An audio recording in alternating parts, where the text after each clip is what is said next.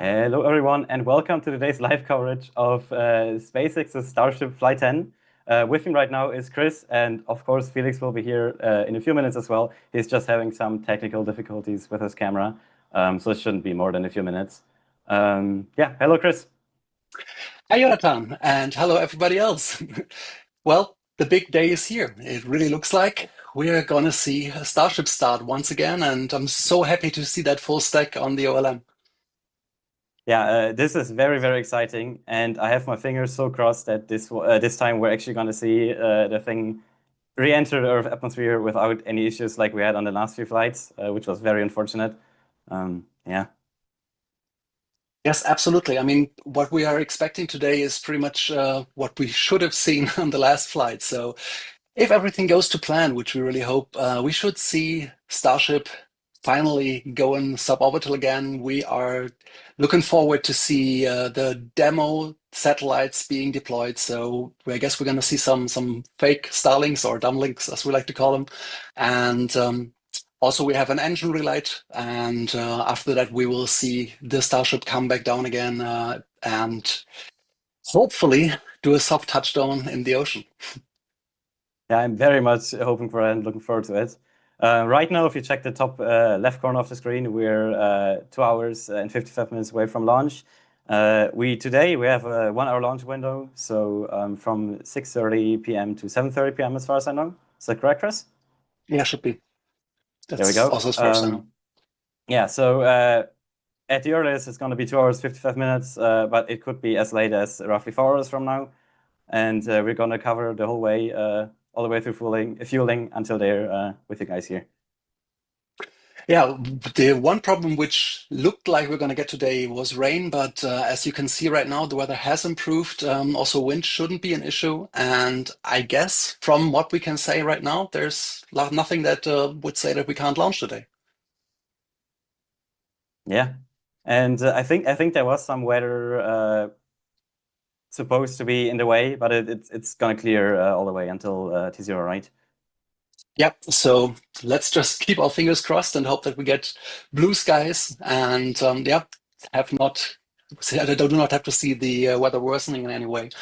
Um, yeah, it's really amazing now to see OLM back in its original configuration with what should be on it, a full stack of a Starship, and not like some sort of haphazard test ring and doing Starship testing in it. And looking back at the last week, it's been quite a quick changeover again from being a test stand to being fully capable launch equipment there. Yeah. So what Chris is referring here to is that, as many of you probably remember, a few weeks back we had ship 36 explode at Massey's. It had an anomaly, and therefore they couldn't do any more static fires over there at Massey's. And so SpaceX needed to come up with any way to test the ships to proceed to this flight. So what they did is basically they modified a ship transport stance and put it on the OLM, which you see the full stack on right now, and then they did static fires over there. Um, yeah, so that was pretty crazy. Yeah, it was really crazy to run up to today's situation because we first had the static fire on the OLM, and then they already started reconverting it again. And instead, they had to go back because one engine seemed to have an anomaly that was changed, and so they reconverted the OLM back to a test stand and did a spin prime on it. So at the moment, it all looks nominal, and I think we should be good to go. Yes, I just got a message from Felix as well. He is nearly ready. Perfect. Yeah, so I'll quick get him in here. As you can see at the moment, we don't see any vapors yet. So the tank farm doesn't seem to have come alive so far, which is to be expected. But it should, as always, be the first signs of the tanking procedure. So look out for any kind of white vapor you can see somewhere. Okay, cool. At least from my standpoint, Felix, I have you ready. Um,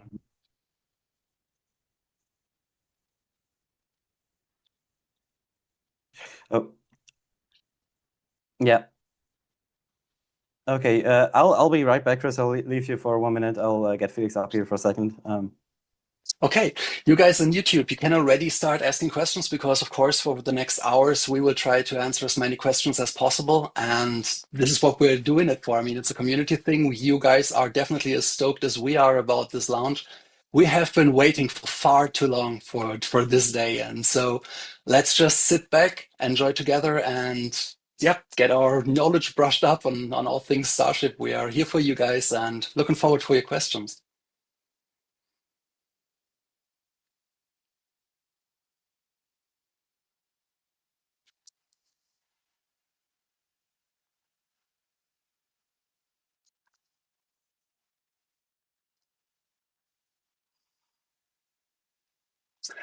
I just saw that somebody in the chat asked for when the launch time is. You can see the countdown coming up in the left corner. The one, it's a number that's running down on the red background. And as Jonathan already said, we have a 1 hour launch window, so this could be extended. If you've ever seen one of these starts with us, you know that sometimes we just go up to almost the last minute, and then you have like the 40-second mark where there can always be a halt, and this can then be halted, and they have the chance to restart for another hour. So this should be the starting time. This is what they're aiming for, but just just make sure that you have that extra hour ready. Also, you should have a couple extra hours because you do want to see Starship in the coast phase. You do want to see these demo satellites being deployed.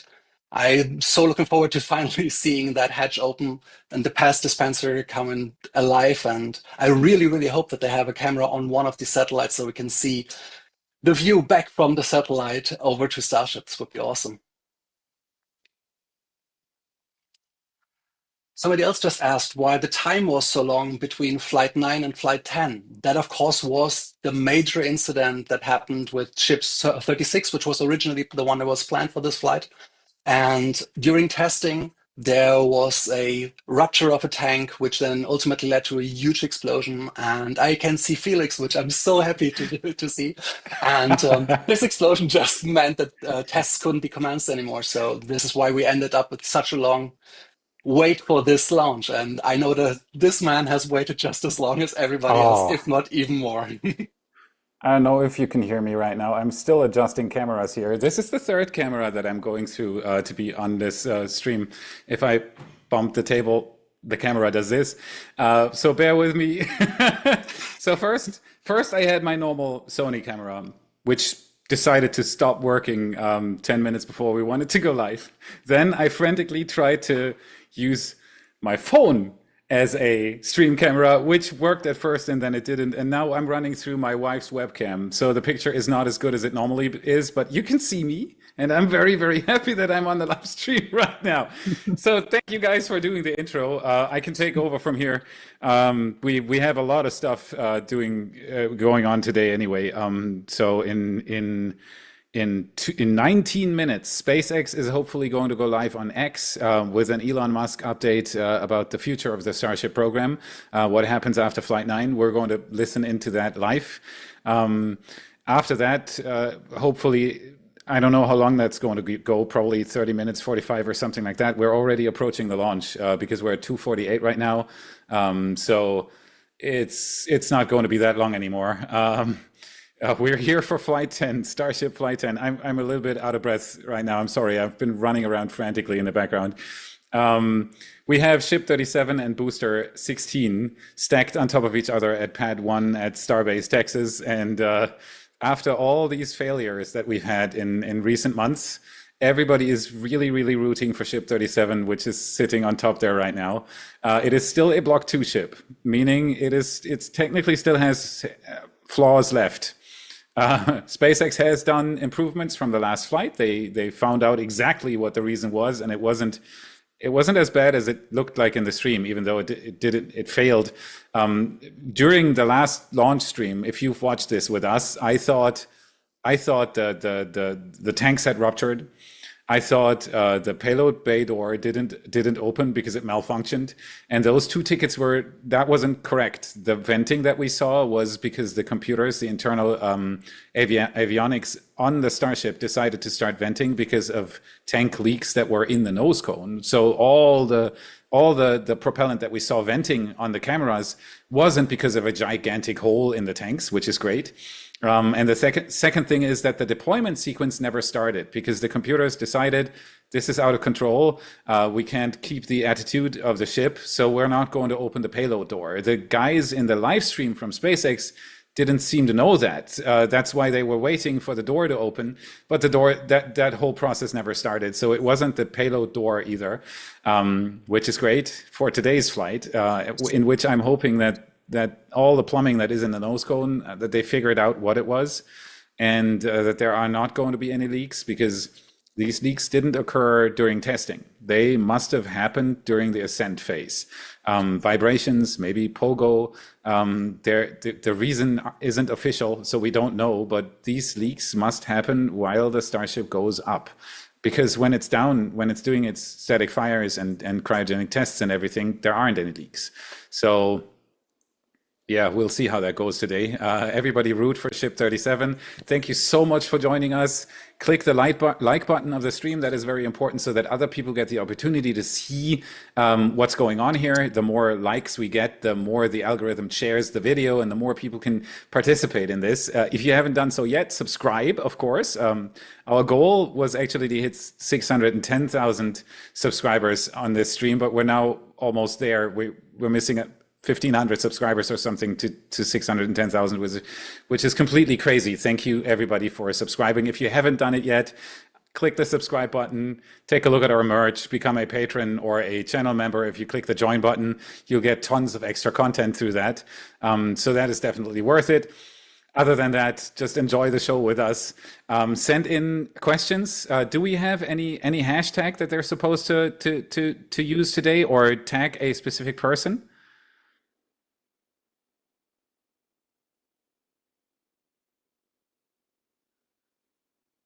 Okay, hashtag question, and then the question you have for me, and then I'll answer as many as I can every time. If you want to boost yourself in the line, because there is going to be a line with questions, if you want to boost yourself, connected to a super chat, we do prioritize those, but I'll try to answer as many as I can. So the first thing I couldn't even do, my ritual when I start these live streams is that you should write in the chat, which I am looking at right now, where you're from, because that shows everybody what kind of a global phenomenon this is. It's not just people from Europe, from the United States. It's literally people from everywhere. So if you can, please write into the chat right now where you're from. People love it. I love it, and it's just an experience. Here it goes. And look at those names. After you've written yours, take a look at where these people come from. They're from everywhere. They're literally from everywhere. And this is just such an amazing thing to see. Look at this. It's the entire globe watching this kind of stuff. I'm tearing up here. It's just pretty incredible. This is flight number 10 that I'm streaming. I've done the SN flights before that. I've had by now probably more than 50 million people tuning into these streams over the course of the 6 years that I've been doing this job. It's the craziest job I've ever done. It's a pleasure and an honor to be able to give you these news and to be part of that crazy community that surrounds this SpaceX Starship. It's just incredible. Thank you guys so much. Welcome world, exactly. Look at this. It's the entire planet. From all the way from Africa to Japan to the United Kingdom, Quebec and Canada, Oxfordshire, Massachusetts, Switzerland, Dubai. It's everywhere. It's this chat, that the people that you are chatting with when you type into that chat, they're from all around the planet. Keep that in mind. It's fantastic. I wish I could see all of you in a stadium right now or something like that.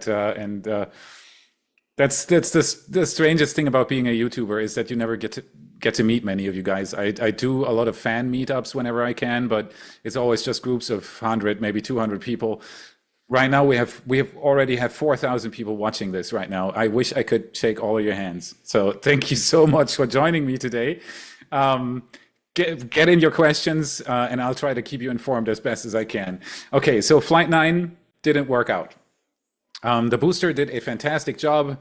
It went up and it went down. It had a structural failure in the end, but that was planned because they flew a 17-degree angle of attack on the way down, and anybody who's ever analyzed what this super heavy booster is knows that goes to the edge of what's possible with that structural integrity on that booster. So it went beyond that in the end, and it was planned. It was a test to destruction, and it did just that right before it was supposed to touch down in the Gulf. This time they're planning the same thing for the booster. So it's going to again have one engine and on the landing burn cut off deliberately. The booster itself is then supposed to transition to an engine from the from the center ring of engines to compensate for that. So that's the test at the end. Before that, they're going to fly a steep angle again with it, because the more downrange capability you have with the booster, the more fuel you can save. The more it glides, the less fuel you need to decelerate it in the end. And every little bit matters, of course, because if you can save just a little bit in the end, payload wise, it could be a ton of payload that you can put in or not. And so that's why SpaceX does this. The ship is supposed to do the same thing that all the ships since Flight 5 were supposed to do. It's supposed to deploy payload, testing the PEZ dispenser, testing the door, testing the functionality of the deployment system. These satellites are dumplings, as SpaceX calls them, so they are not functional. They're basically just mass simulators, and they are going to be ejected at the same trajectory that the ship takes. So they are going to re-enter really, really quick. The only thing they want to do with those is to test the PEZ dispenser, which is very important. Before you deploy actual hardware, you need to know if the system actually works in 0G. After that comes the engine in-flight relight of a Raptor engine. That is very, very important, because if you want to send a Starship into orbit, you need to know how to get out of that orbit. If you can't relight an engine reliably in space and you send something into orbit, you have no clue where it is going to re-enter. So that is very, very important. They've done this successfully before, not on the past few flights, but this one is going to test it as well. Just give me a second. Right after that, right after they've done that engine relight in space, the Starship is going to re-enter, and there is a lot of stuff going on there. Ship 37 has lots of spaces on the heat shield where it doesn't even have any heat tiles. It has metallic heat tiles. It has one actively cooled heat tile. It has a tapered off edge on the heat shield itself. Let me see if I can mark this for you here. This edge here. For the first time in the history of Starship heat shields, this thing is tapered off, so it is at an angle. Before, it was always just the heat tile stopping at it's hard to say. It was a 90-degree angle, and now that angle is 45 degrees or whatever it is. It's probably even less than that. To test out if the heat shield is going to fare better during reentry. That's one thing. Then the ship has heat tiles on the leeward side of the aft flaps. So those are here. Those are the aft flaps, and on this side of the aft flaps are heat tiles. Those are there because SpaceX wants to stress test the heat tiles, the flaps during reentry, and they probably just want to test what a heat tile would do out there. Actually, when we wrote the script for the next episode, which is already recorded, and I really, really hope that it's going to turn out the way that we predicted it. I hope that it's going to work out this way. SpaceX plans to stress test the aft tile, the aft flaps as well. So they're going to fly a steeper angle on reentry, causing more heat to build up on the Starship. So it's going to be the same thing as with the booster. They are stress testing these stages. So if it doesn't make it all the way down, that was planned. Excuse me, my voice is already going away. Once the Starship has re-entered and once it's gone through all these different stages, it is supposed to soft land in the Indian Ocean. We've seen this before. They've successfully done it before. But with all these tests before, one second, can somebody real quick take over? I gotta go get myself something for my throat. I've been recording an episode today, and so I'll be right back. 1 second.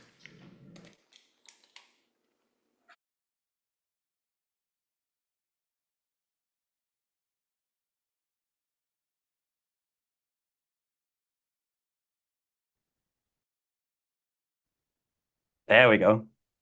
Yeah, I was still muted. Okay, so while Felix is gone, I think we can already take a quick look at some questions.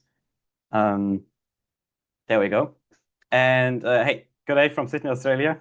Greetings back. Know quite a few people down there. Yeah, so the question was, what's going to happen to the dummy satellites that are going to be deployed on this flight after the flight? And this question is pretty simple, actually, because the Starship is not actually going to be on an orbital trajectory.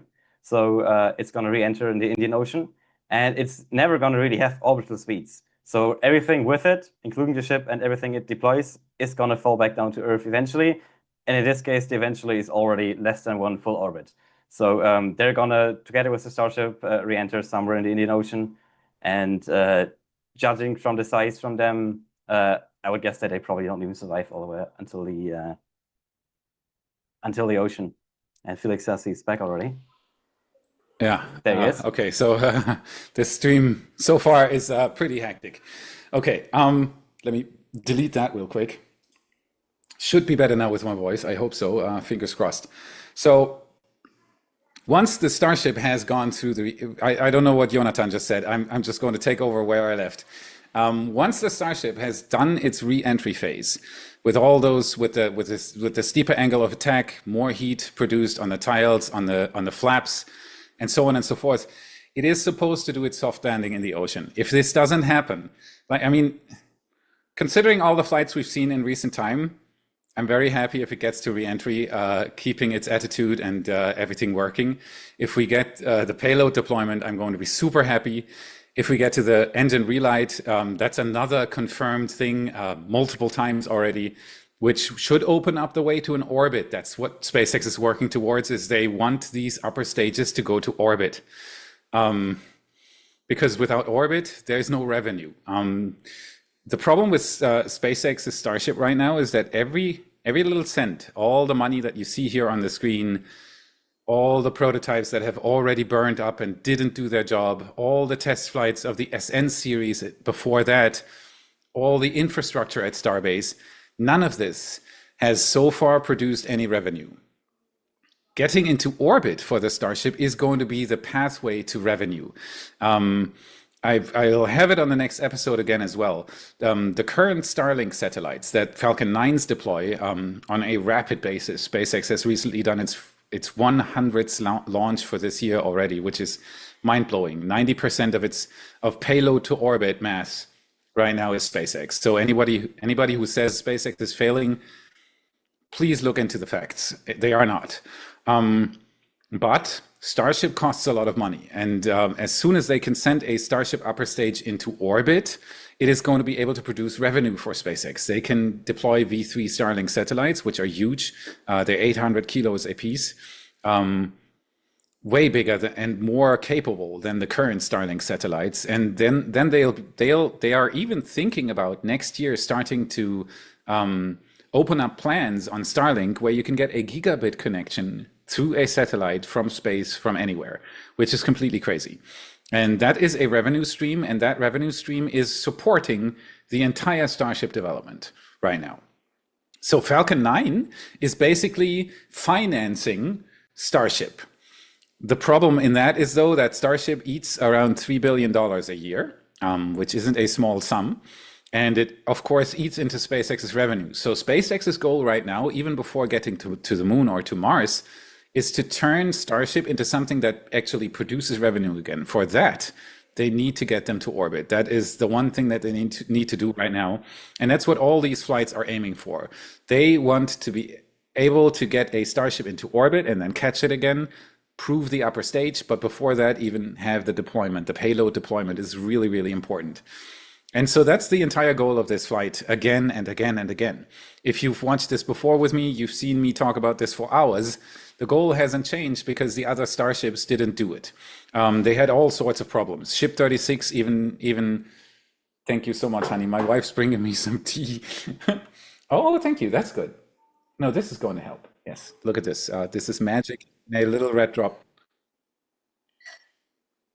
Oh, I just got so now I have a, if I talk a little bit with a thick cheek here, that's because my wife just gave me a Ricola. I'm not sponsored by them, but the stuff should help. And I just heard from the off, one of our biggest tickets for today's stream, besides the launch, is that Elon Musk wants to do a Starship update. He wants to talk about the future of Starship, what's going to happen after Flight 10, when can we expect Block 3, what's planned for next year.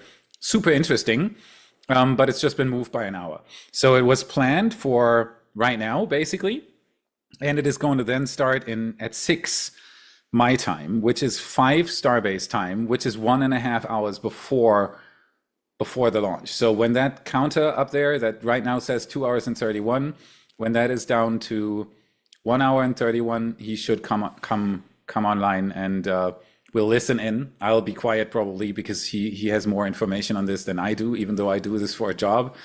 And then we'll just listen to what he says. Very much looking forward to this because normally those are full of information. And this time he even said he's going to specifically talk about what's coming after. And I'm very, very much interested in knowing, because Block 2, I hope Ship 37 is going to do its thing, but it's not going to be remembered as the best development step in the Starship program. The last few launches were hard to watch. I hope I don't. I'm seriously crossing my fingers for Ship 37. Who in the chat is crossing their fingers for Ship 37? I mean, come on, you got to do this. Maybe Jonathan, you can real quick show the pre-flight timeline, and then I'll bring people up to speed on that. And then after that, I'm going to start answering some questions here because we've got quite a few already.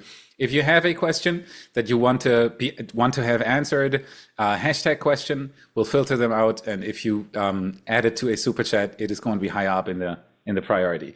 All right, so at T-75, we have the flight director verifying go for propellant load.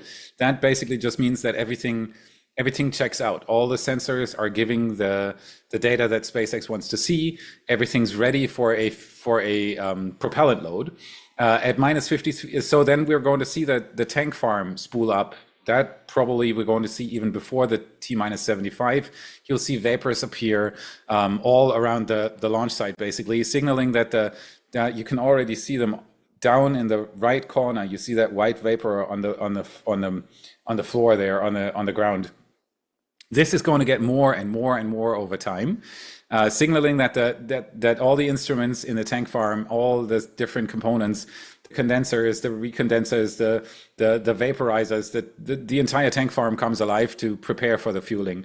At T-53, you will see that the tower venting will stop. That signals that the Starship is now in its active fueling process, because the venting that isn't needed during the Starship fuel, or not as much is needed, because it's being introduced into the cycle of the tank farm itself. It doesn't need to be vented out during the fueling process.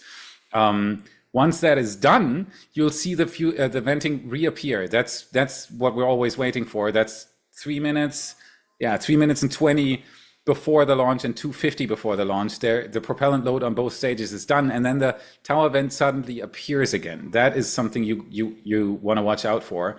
Then they have the flame deflector activation. You have the ignition sequence, and then we have the Starship lifting off. I am really, really looking forward to this flight. I really, really hope that SpaceX will finally get these milestones out of the way, because Block 3 isn't even... It's not meant for this. Block 3 was already meant to deploy payload. But if Block 2 can't prove these essential things, Block 3 can't go to orbit. If you haven't proved that your system can do it, you can't go to orbit.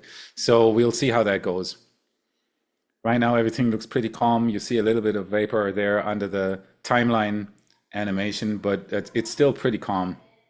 Little puffs there from the booster quick disconnect.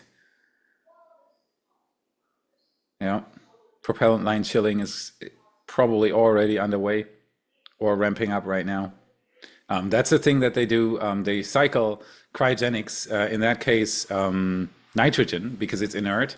They cycle that through the propellant lines to cool them down slowly, because if they are at room temperature and you just blast cryogenic fuels through it, that produces a thermal shock, which really isn't that good. Now we're looking at the water tanks for the deluge system. Behind them, there was some vapor visible, but that's gone now as well. There it is again. Ah, very nice. Okay, so far everything looks very, very nominal. There's not much to say there. So let's take a look at a few of the questions. We have Rob Trike, thank you so much for the super chat. Bring on the Steffi-sode. Yeah, so she's my lifesaver. You can even click this button and then you should be able to see the question on the screen. There you go. Thank you so much for the super chat. Steffi is a saver. She's done this many, many times before. I tend to lose my voice during live streams because I talk really, really quick and I try to answer as many questions as I can. And sometimes she's helped me there very, very much. We have Jacob Reedhead. Thank you so much for the question. Next launch will be Block 3 Starship plus Block 3 boosters. That is an excellent question and probably not. We still have Ship 38. That is the last Block 2 ship. SpaceX is probably, my prediction right now is that 4 weeks, maybe 5 weeks after Flight 10, we should see Flight 11, which is then going to be the last Block 2 launch. That is going to be Ship 38 and Booster 17. They're both still Block 2 because Block 2 and Block 3 aren't even compatible to each other. So yeah, it's kind of, if you still have the prototype and it still gives you useful data, you want to launch it. And after that, so Flight 12, if they decide to fly Block 2 on Flight 11, Flight 12 should be the first Block 3. Wonderful zoom here of the upper stage. Everything's connected. The ship quick disconnect is connected. The the chopsticks are already in launch position. You can see as they're angled outwards. There is not going to be a catch tonight. And my voice is going away again. Okay, so I'm going to try my best here. We have another super chat from Major Trader 8. Thank you so much for the super chat. Your hair looks great. What was the recovery like? Oh yeah, that was the craziest sponsoring I've ever done for the channel. It's Elite Hair. And to be honest, when they first, now you're going to get the unfiltered version now. When they first approached me and sent me this so-called sponsor request, it's always what happens first thing is some sort of agent from a sponsor agency contacts us and says, I have this brand and they would like to do a sponsoring with you. And so my wife, Steffi, came to me and said, they want to do a hair transplant. And my initial reaction was never, ever. First of all, this would be super public. And it is a thing that people will attack you if you go public with something that makes you vulnerable. Luckily, the Y community is gold. Thank you so much, guys. There weren't that many attacks. But my initial reaction was, oh my God. Then over time, it took like 2 weeks or so, I decided that it might be a good thing because some people are super calm and very fine with getting bold. I wasn't. I looked into the mirror and I didn't like it. And that was every day. And that's not nice. And I saw it getting less and less. I tried all sorts of pills and things and nothing worked. And so I decided I'd do it.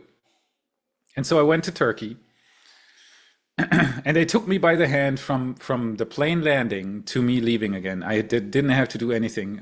They pick you up at the airport, bring you to your hotel, get you to the clinic, do everything that's needed and drop you off at the airport again. So that was super nice. And now it's been half a year.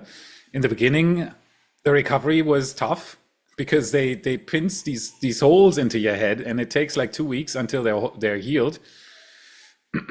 There was almost no pain though. That was really, really nice. And now every morning I look into the mirror and I'm very, very happy. That is the bottom line of that whole thing. I'm happy I did it. If you want to do it as well, on the last episode, we had the sponsor link integrated, and it's normally also to be found, I think, in every video description. If you're looking into the mirror and you're like, this is not nice, that's the thing. It helps. It's not as tough as you might think. It's that initial, oh my God, reaction that you have to overcome. But then I'm happy I did it. So thanks for asking. Okay, and it was definitely the most personal thing I've ever done on this channel. It took a little time for me. We have Nick Edgar. Question, how is the weather at Starbase? Yeah, that's a good question. It was really bad yesterday, and it wasn't very good this morning.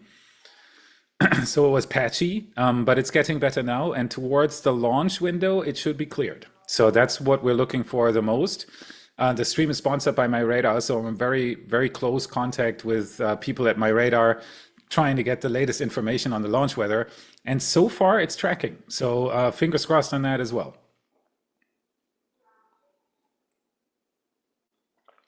Yesterday, it was terrible. Which is a shame because we had good weather for the past 2 weeks straight, I think, at Starbase, and then during come launch, the weather starts getting worse.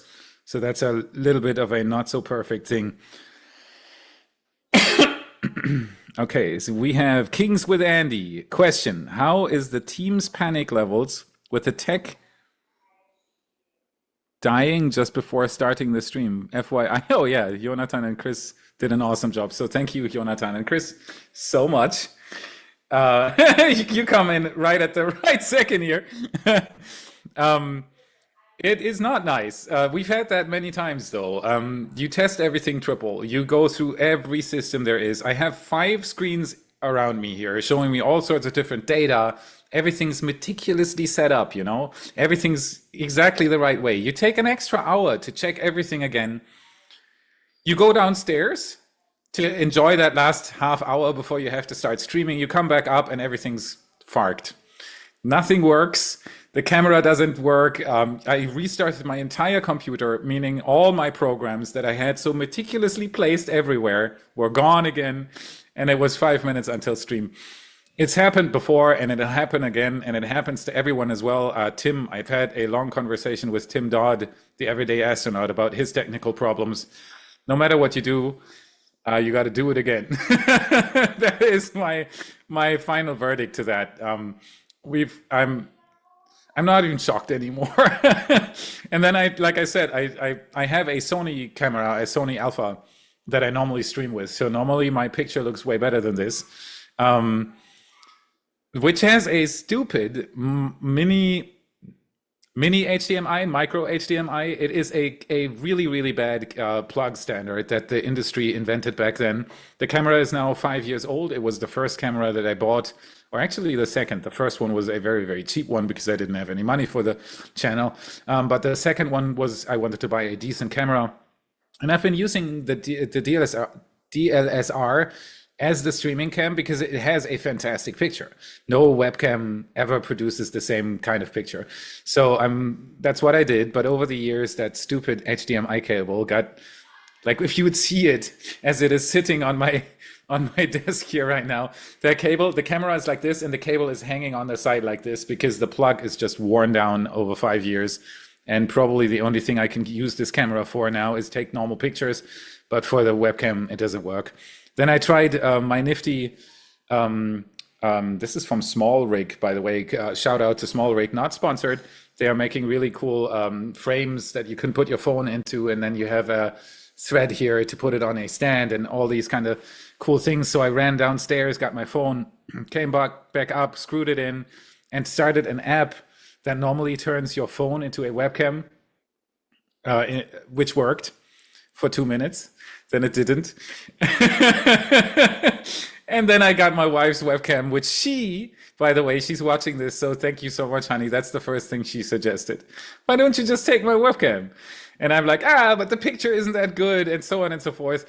And so I ended up using the webcam, and that works. It seems to be working now. You'd love to meet me. Do you ever do events? Yes, I do. I'm not even sure where you live. I don't think it's Texas. No, it's not Texas. I moved from Germany to the US 3 years ago, but to Florida.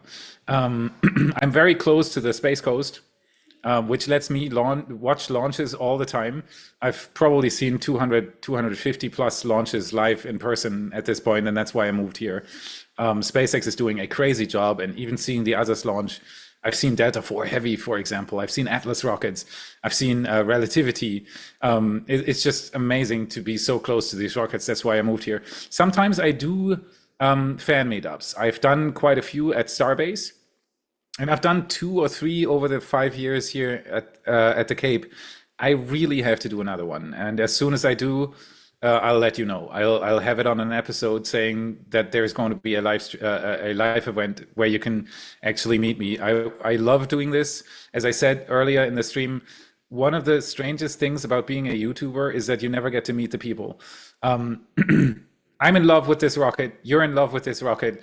We talk about it all the time. You see me talk on your TV or your phone or whatever. We exchange messages everywhere, but I never get to meet you guys. So that's a rather strange thing, and I'm trying to change it as often as I can.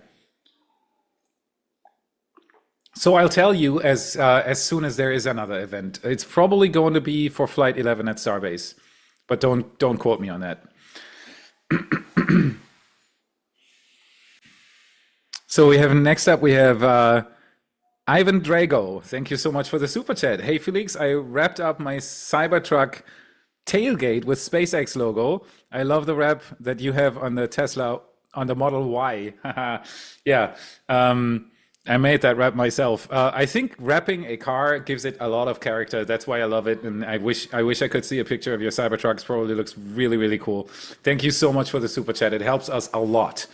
Just as an information for everybody, there are 10 people in the background working on these episodes beside me. Just because you only see me on the camera, it doesn't mean that I'm the only guy making this happen. There are editors, there are 3D animators, there are script writers, Jonathan is doing all the tech in the background. We have photographers in the field. There are so many people working on this. Those super chats help immensely. So if you want to give something, do a super chat, become a member. You get a lot of extra content like picture galleries, animations. You get the episodes ad-free, all this kind of stuff that we give to you in return for your support. So thank you so much for doing this. And if you haven't done it yet, if you've just joined, like the stream, subscribe to the channel, very important. We have Tanner Austin. Question: why is SpaceX still flying? 1 second. Yeah, why are they still flying Block 2 ships if the design is obsolete? Well, even from one Block 2 ship to the other Block 2 ships, there are a lot of changes. So block just means a group of ships that have roughly the same base design. And then comes Block 3, which is going to be longer. It's going to have major changes in it and so on and so forth. But that doesn't mean that Block 2 always was the same ship. So SpaceX learns from every flight. And anybody who tells you, please listen to this, anybody who tells you that SpaceX is failing is wrong. SpaceX is leading the entire space flight industry. SpaceX already has the booster validated. They launched it, they caught it, and they reflew it. So that is already done. They're just working on making it even better now, which is insane because it's the largest rocket booster ever built. And it's also even supposed to be mass producible in the end. So the Starship program is working just fine. Seeing these failures makes you think, when are they finally going to reach orbit? The thing is, though, that the goal of Starship is not to reach orbit. The goal of Starship is to figure out how to build the largest rocket ever built, how to make it mass producible and fully reusable, and then also rapidly reusable. To be able to achieve this final goal in the end, you have to do a lot of basic research. As you can even see at Starbase and on the Starship itself, this doesn't quite look like what they're doing with Falcon 9, right? Falcon 9 is being built in clean rooms. It looks like a normal rocket, even though it lands. It's basically a standard rocket. It just has legs. It flies absolutely reliable. It flies astronauts. Why are they failing with Starship? Well, it's because it's built from stainless steel in Boca Chica, Texas, by people that aren't comparable what you find in Hawthorne for Falcon 9. SpaceX's goal is to get this as close as possible to something like the automotive industry. where you produce thousands of cars with people that you can train rather quickly because everything's streamlined and automated and everybody knows what they're doing. They do not want to have PhD engineers and thousands of them in a clean room to build starships. They want to do this in a completely different way. And that's why it looks so strange. And that's why you're thinking, why do they even fly these when they're failing and failing and failing? The bottom line of what I want to say is that there's more difference between Starship and any other rocket program than just the size of the rocket. The goal is something completely different. The goal is not to build one rocket that reaches orbit and deploys something like SLS, for example. It's been to space once. $25 billion of accumulated development cost, and it's been to space once, and it's probably going to space like 10 times or 15, maybe 20 if they're really crazy, but that's it. Starship is supposed to be built 3 times a week. So it is a completely different project, and that's why it becomes strange to see them fail. And what you're wondering, because Falcon 9 is flying, right? Falcon Heavy, wonderful, with 2 boosters landing at the same time. Why do they struggle so much with Starship? Is because the end goal is something completely different. Both are rockets, but the end goal is something completely different. And the reason for that, of course, is that Mars colony, you cannot build a Mars colony with a Falcon 9. Even if you would send thousands of them, it would take you too long, it would cost too much money, it wouldn't be feasible. It needs to be even faster and even cheaper than Falcon 9. And that is supposed to be the goal of Starship. And that is hard to understand. I've tried communicating this so many times. It's just really hard to understand if at the same time you see them achieve all these awesome things with Falcon 9. There's more difference than just the size of the rocket. I hope that was understood. If not, #question. Send me more questions. I'll try to explain as good as I can. Okay, we have Leo O'Hara. Thank you so much for the question. What do you expect to see in the technical update live stream? Well, hopefully, first of all, I expect Elon, because the guy has become very political in recent months, and he's sidetracked into all sorts of projects. The Elon that I like the most is the guy that is amazed by a future where we reach Mars. So seeing him talk about that is always a nice thing. He's also the chief engineer, so he has a lot of knowledge about the project. And I want to hear them talk about what comes after Block 2. Block 2 has been very troublesome to see fly. And so I'm really, really hoping that Block 3 is going to come quick, with a lot of changes, and that they can then start doing HLS and all these super interesting projects that come after they reach orbit. I'm very, very much looking forward to this, and to see the mass production, to see them. They have such big plans for the Cape. Right now, they're planning for 3 Mechazillas plus eventually maybe even 2 catch towers as well. That is going to be amazing. That would be 5 Mechazillas at the Cape. And you can imagine the launch cadence that comes out of that. I would be very, very interested in hearing something about that. I would be very interested to hear how far HLS is. HLS is a zip project. The only thing I've ever heard about HLS from my sources was that they are designing the cockpit right now. And I got a nice little tidbit about that. I don't know if I can say that publicly, so you'll have to meet me at a fan meetup to get that. But it's a very secretive project, and I would love to have some more information on that. Are they on track? Like recently, Gwen Shotwell said that they are on track, but what are the milestones? What's the next thing that is supposed to happen, and so on and so forth? I would be very interested in that. I'm seeing many, many super chats come up here. Thank you so much, guys. That is very, very much appreciated. So that's the kind of stuff I would love to see. Anything specific about how this is going to continue, that would be really, really cool. Okay, we have Durfwood 1969. Thank you so much for your super chat. Will Mechazilla going to be tall enough for Block 3? Yes. That's pretty easy. You can already see. So first of all, they're going to use Pad 2 for Block 3. Pad 1 is not compatible with Block 3. It will need to get a complete refurbishment. And I do think as soon as Flight 11 or the last Block 2 flight, whichever that is going to be, either this one or the next one, as soon as that's done, we're going to finally see that milk stool disappear. The thing that I thought in the beginning was a water tower, and there's a reason why I thought it was a water tower, because it is a bad pad design. It's omnidirectional in its exhaust, and that is really, really bad because a lot of exhaust comes out of the largest rocket ever built, right? It's 33 Raptor engines igniting. They're blasting down with 250 tons force each. It's insane. Musk called this the largest blowtorch ever built. When I saw them not build a flame trench, I thought this can't be a pad. Because how do you, and why would you, So this thing is going to disappear quickly after that last Block 2 launch. They're going to switch over to Pad 2. Pad 2 is built for Block 3. So yes, the Mechazilla at Pad 2 is going to be Block 3 ready from the beginning on. And the Mechazilla of this Pad 1, the Block 2 and Block 1 Mechazilla, is going to be refurbished. And that is pretty easy because it's basically just a large girder structure. Where you attach things on this is changeable, interchangeable, and it should fit just fine. So I'm pretty sure once the last Block 2 flight is done, what we're seeing there right now is going to turn into a gigantic construction site for half a year, maybe even longer. And they're going to build Pad 1 in the same way they built Pad 2 and the one that they're building at 39A right now. And then the ones that are going to go up at Slick 37. SpaceX builds pads everywhere right now. It's insane.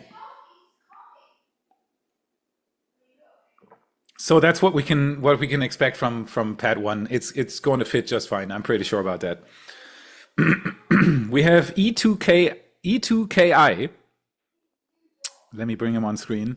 Thank you so much for the super chat. The question that now arises once again is, what happens with this flight if this flight also fails? Do you think there will be a longer launch pause until V3 is ready? No, that'll make it even quicker. Trust me, SpaceX is really keen on getting to orbit, as I said before. If Block 2 keeps failing, that's just part of the test program. Block 3 is going to have tons of changes. It's going to have a new engine. Raptor 3 is going to fly on Block 3, which changes the entire thing as well. Hopefully it's going to have less vibration and so on and so forth. So there are so many changes in Block 3 that then everything's open again. The first Block 3 launch is going to be very interesting. That is for sure. But yeah, nothing's going to happen. If Flight 10 fails and Flight 11 fails as well, SpaceX has this huge advantage, which is Starlink. Even though Starship isn't profitable yet, because it can't reach orbit yet, and so it can't deploy any payloads yet, they have zero funding issues. Starlink produces immense amounts of money because it's a very novel way of receiving internet. It's very reliable and it's available everywhere, and everybody is getting it. Not in cities, not for the typical stream viewer here right now, but there is plenty of people out there that have no access or no good access to internet, and those love Starlink. I know a few of them. And there's plenty of these people in the world, and that was my phone, sorry. Going to mute that. And there's plenty of these people in the world, and so SpaceX is earning a lot of money with Starlink, which completely funds Starship. And I'm looking at this project, I have a hunch that SpaceX wants this to succeed. Otherwise, you don't put that much money into this. And like I said, they've already validated the booster and the tower. The pad, they haven't. The first pad was abysmally bad. The second pad's hopefully going to be way better. But then they've already got 3 out of 4 components. The pad, the tower, the booster, validated. The booster was flown, caught, reflown. Remember that. And it's the largest rocket booster in the world. This is going to continue. This is going to continue until it flies. How quick it will be reusable is another question. We'll have to wait and see. The heat shield is a very tough to solve problem. It just naturally is, and it's always been for anyone who started building heat shields for return vehicles. They all know it is difficult, and especially if you want to make it rapidly reusable, it is even more difficult. So it's going to take a while until they nail that, but that's independent from the success of Starship. So HLS doesn't need a reusable upper stage. You can theoretically just build 10 tanker Starships, send them up, refuel the HLS Starship in orbit and fly it to the moon. It doesn't matter, especially if the upper stage is mass producible, because that lowers costs immensely. If you don't just build 1 a month, but 3 per week, your costs are going to plummet down because everything gets cheaper if you mass produce. And that will make reusability not such a pressing thing. But once they want to fly to Mars, they will need the heat shield. This needs re-entry, at least on Mars. Even if you fly them with a capsule to space, let them enter the Starship, and then it flies to Mars, it still needs to re-enter Mars's atmosphere, so they'll have to nail it until then. But that's, right now, in my opinion, at least 2.5, maybe 3 years away. So they still have time. So they'll keep doing it. So if flight 10 fails, they'll just continue. That's what's going to happen. There's no funding problem, and there's no drive problem either. They seem to be very eager to get this going. We have Lucas Leal. Thank you so much for your super chat. Hi, Felix, you are living the dream. I admit your courage to move to the US. Admire your courage to move to the USA. Do you believe that SpaceX will succeed with today's goals? Lucas from Sweden. Hey, Lucas from Sweden. Like I started becoming a YouTuber because I was very fed up with my job. I had a very well-paid job, actually. I got up in the morning and I didn't know why. And at some point I really needed a change. And so I quit my job and became a YouTuber, which luckily worked. I'm very happy about that. So thank you so much, everybody, for watching what we put out there. This is very much appreciated. And we'll try to give you the best we can. That said, the move to the United States was just the next logical step. There aren't that many rockets launching in Europe. The UK is trying to position itself as the leader in Europe, but that's still very tiny rockets and not that many of them. And SpaceX right now, I'm sometimes being called a SpaceX fanboy. I'm totally not. I really am not. What I am a fanboy of are the projects that SpaceX does and how they do them. I am not a SpaceX fanboy or an Elon Musk white knight or whatever. All these terms are very far away from me. But if 90% of the payload delivered to space is from one company, that's the one that I'll talk about the most. So that's the reason why episodes are so filled with SpaceX. It's because they are filling everything with their news. It's amazing. Sometimes they have 3 or 4 crazy milestones in 1 week. So just said to the SpaceX thing. Yeah. Do you believe that SpaceX will succeed with today's goals? Yes, I believe. But that's all I can say. I don't know. You don't know. We don't know. Last time I rooted so hard for Ship 35 and it didn't. Like after if you haven't seen that stream, rewatch that after we're done with this one. You'll see my reaction on the camera. I was devastated because I know quite a few of the people that work at Starbase, that work at SpaceX. Over the years, I got to know 50 plus or so of them. And they're all such dedicated and really, really cool people. And if you imagine how you feel when one of those starships starts tumbling again, imagine how somebody who built the thing feels. So this is just not something nice and something you should go through many times in succession. So I'm really, really hoping that Ship 37 is just going to do its thing, do your thing, make SpaceX proud, get the payload deploy done and re-enter over the Indian Ocean. Please, Ship 37, if you can hear me right now, just do your thing. That would be much appreciated. That's as much as I'll say about that, Lucas from Sweden. Thank you so much. That was a really nice question. Okay, we have Arthane. Thank you so much for your super chat. We hear a lot about Block 3, and it looks interesting for sure.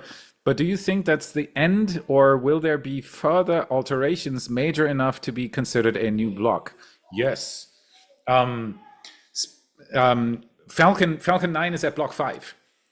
So that tells you that this is absolutely going to be a thing. And Falcon 9 actually was stopped in its development by NASA. That's a funny background tidbit that most people don't know. that as soon as you want to fly crew with something that comes from NASA, NASA will make you freeze your vehicle design. They will test it to a certain point, and then they'll freeze it and lock it down. NASA will do that, not SpaceX, and tell them that they can't do any major changes on this anymore because their own astronauts are flying on it, and every change introduces problems and a story. That's it. Thank you very much. That's what happened on Falcon 9. I don't think that that is quickly going to happen on Starship, because SpaceX is going to fly more and more private people, so NASA's astronauts are going to become less and less important. It's just the way it is. That's why I'm hoping that NASA is going to focus on science missions in the future and not building rockets, because that should be their core core thing to do. But that's another topic. So yeah, I expect Starship to at least go to Block 4 before it's commercially viable. Block 3 is not going to be that, even though we all hope it will be, but I doubt it. Especially the heat shield is going to need major changes after Block 3. Musk has already said that Starship is supposed to grow even further after Block 3. So there's your next block already, definitely 4. And maybe even more. I wouldn't be surprised if in 5 years you're flying Block 8 or Block 9 starships, because this is such a vast technology, such a vastly new project. Like I said before, I did a calculation. Let me give you this. For the episode on Tuesday, so there's a little sneak peek right now. I did another calculation to try to get across what Starship actually is compared to Falcon 9. Everybody does the size comparison, which if you see the rocket here on the pad, a Falcon 9, including the fairing, is roughly the size of the booster. But that doesn't bring it across either, because, and so the calculation that I did is the following. To fuel up a Starship, give 1 second. Okay, so to fuel up a full Starship stack, you need roughly 230 tanker trucks, roughly. The exact number is hard to find, but it's roughly 230 tanker trucks. Now, that's what I did on the episode as well, so this is a major spoiler point. I ask you on the next episode what you think. How many tanker trucks do you need to fuel up a fully stacked Falcon 9? Put a number into the chat right now. I'll give you a moment to think. How many tanker trucks that SpaceX uses at Starbase to fuel the fuel farm would you need to fuel up a Falcon 9 if SpaceX would use these kinds of tanker trucks, which they don't? How many? Put it in the chat. What do you think? Like if the Falcon 9 is roughly as tall as the booster and a whole Starship is 230 tanker trucks, how many do you need to fill up a Falcon 9? So we get a vast range here, and that's the thing. See this? 100, but down to 3 from other people. 115, 80, 30, 40, 40. And now comes let's just go on for a moment so that everybody gets a chance. 400 is a little high because 230 is a Starship. Just keep that in mind. 230 is the Starship, and a Falcon 9 is roughly 60% the height of a Starship, roughly. 1 million, exactly. 420. All right, I think we have enough numbers, and I think the sweet spot of these numbers that I've seen should be around 60, 70, maybe 80 or something, if we take the middle of all the numbers that you sent in here. Let's take 69, that's a good one. All right, the real number is 13. 13, that's it. And the reason for that is that Falcon 9 has a lot less volume as well. Falcon 9 is tiny compared to a Starship. It's a toothpick. So the entire project is so much larger, so much bigger, has so much more potential for different block versions to come. It's insane. It's not just the height, it's the volume, it's the weight, it's everything. Falcon 9's tiny compared to a Starship. 230 compared to 13. So that's the difference. It is a huge project, and most people still haven't really realized it. You see it sitting there, and you're imagining a Falcon 9 next to it, and you're thinking, yeah, well, it's maybe double the weight or something. A fully fueled Starship is 7,500 tons in weight. It's huge. It's insane. And that's what we're waiting for SpaceX to launch today, and I'm so happy that you're joining us on this. Okay, so for anybody who has just joined, We are watching SpaceX Starship Flight 10. We have Ship 37 on top and we have Booster 16 on the bottom.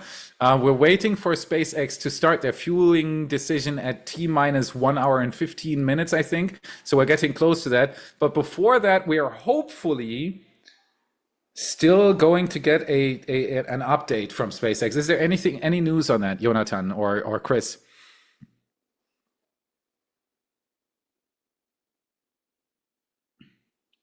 Still in 30 minutes roughly. So SpaceX should go live. They're going to go live on X with an X space, which is funny because SpaceX is going online with a X space. And Elon Musk is going to tell us what the future of Starship is going to hold. And I'm very much looking forward to that. And I hope it's going to happen. And we're going to stream that live here on the stream. So you don't have to go to X. You're going to hear it here with us, with picture and not just audio. And after that, in 1 hour and 51 minutes, we are expecting SpaceX to launch Flight 10. There were weather concerns beforehand, so we're kind of carefully monitoring that. This stream is, as you can see above me, sponsored by my radar, so we are in close contact with them to try to find out if there is any... the forecast looks better and better, though. I've been monitoring this for the past 10, 12 hours or so, and it's getting better and better the further we progress during the day, and at 6:30 it should be good. So fingers crossed on that. And the goal of this flight is almost the same goal as it was on Flight 9, if it's not even exactly the same goal. There are some different configurations on Ship 37, so there it has flaps on the leeward side of the aft flaps. There is a flap. There is a heat tile assembly there. Which is something I think I haven't seen yet, but I've seen so many launches I could be wrong. They are doing all sorts of shenanigans with the heat shield. They have plenty of spots on that black heat shield up here. I'm going to mark this for you real quick because there are always tons of people who haven't seen any of this yet. So this thing here is what I'm talking about. This black surface on the upper stage is the heat shield. Right, I'm really, really good at painting. It's I think it's more than 9,000 heat tiles that are spread out over the upper stage. And in plenty spots, they just left the heat tiles out. They painted it over black with a protective coating, but there isn't any heat tile there.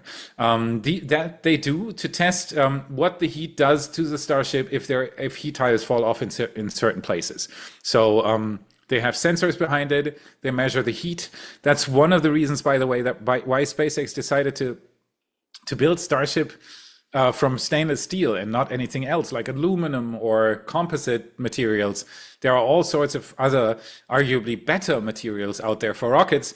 The reason why stainless steel, there's two main reasons. One is cost, and two is it is really, really good at dissipating heat. Aluminum, for example, just melts away when it comes in contact with too much heat. It drips away. It's crazy. It turns into a liquid and it flows away. That's the big problem that Columbia had, for example, when its heat shield got destroyed on the leading edge of the wing. As soon as those flames went through that heat shield, they pulverized the aluminum under it. It just melted away, and that's it. On stainless steel, that doesn't happen that quickly. So SpaceX can actually remove tiles in all sorts of different spots and then just measure how much heat comes through.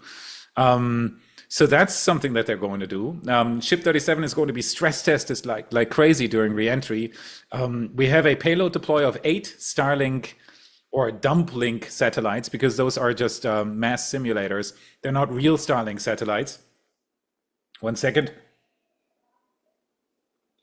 They're going to try to deploy these, I think, 15 minutes into the flight.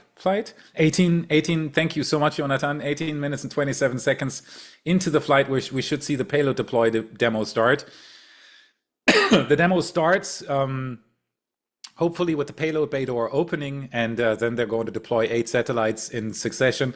So it's not the same system as on a Falcon 9, where you have this whole stack of Starlink satellites with these tension rods on the side, basically turning them into a package of Starlink satellites, and then you just remove those tension rods, and then those Starlink satellites just float away in a swarm. It looks completely crazy. on Starship, you have a slit-like payload door on the side, and it spits them out like a Pez dispenser. That's why SpaceX calls it the Pez dispenser as well, even internally. It's not a joke by the community. SpaceX calls it that too, and that's exactly because it's got a very similar system. You press on the top, and then the Pez comes out, and that's the same that the Starship does with the Starlink satellites. And I am so looking forward to this. And if you can hear me, Ship 37, please do your thing today. All right.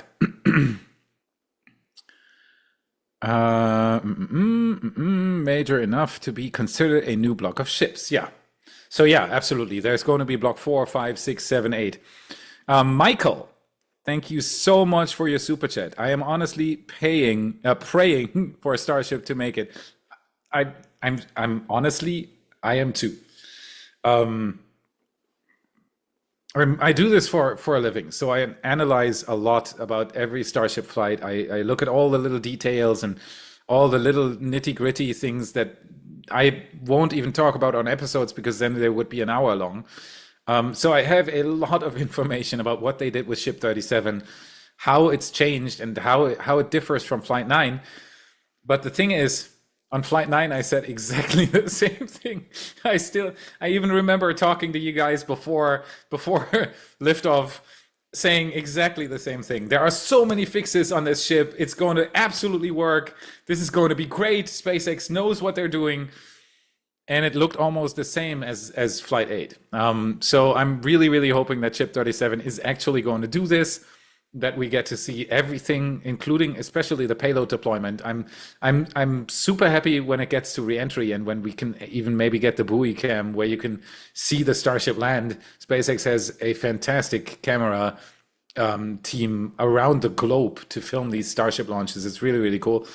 So I'm hoping that we can see this. But for me, the biggest ticket today is deployment, payload deployment. They need to do this, because they really, really need to get Starship to start producing revenue. And that is one of the most important things. And then after that, you can think about a ship catch. I am so looking forward to ship catches. But this can't happen if they can't get past these milestones. So this is really, really important today. Okay, so that's the praying for Starship. I feel you. Next question is easy to answer. What time will fueling start? We can. What's the pre-timeline? Can you bring up the pre-timeline again real quick? There you go. There you can see everything. Study it for a second. That's the timelines that we're looking forward to. We're already approaching the flight director decision, the go no go decision for propellant load, and at T minus 53. You can already see earlier, like half an hour ago, I talked about vapor that would disappear at the launch site. Look around, it's everywhere. This means that they are pre-chilling their cryogenic fuel lines to be able to fuel the Starship shortly. Actually, we're not that far away from it anymore. And as soon as that OLM vent and the tower vent that you see occasionally, as soon as those disappear, Starship is in the active fueling process. And shortly after that, SpaceX goes online with their stream as well. They normally go online 45 minutes roughly before liftoff. And then we'll get commentators that give us all the info anyway. But until then, keep a lookout for those things. They'll tell you what's happening just by looking at the different kinds of vapor, where they appear, if they turn on or off. All this is information. Then we have IBMN Portugal Bangla YouTube YT. Is this the last attempt on block 2? We had a similar question earlier. It should be what is that called in English? Penultimate? One more. There's one more launch coming, hopefully. This is Ship 37. Ship 38 is also still block 2, and it's already received its engines, so it definitely looks like SpaceX wants to move forward with it, and I would be surprised if they wouldn't.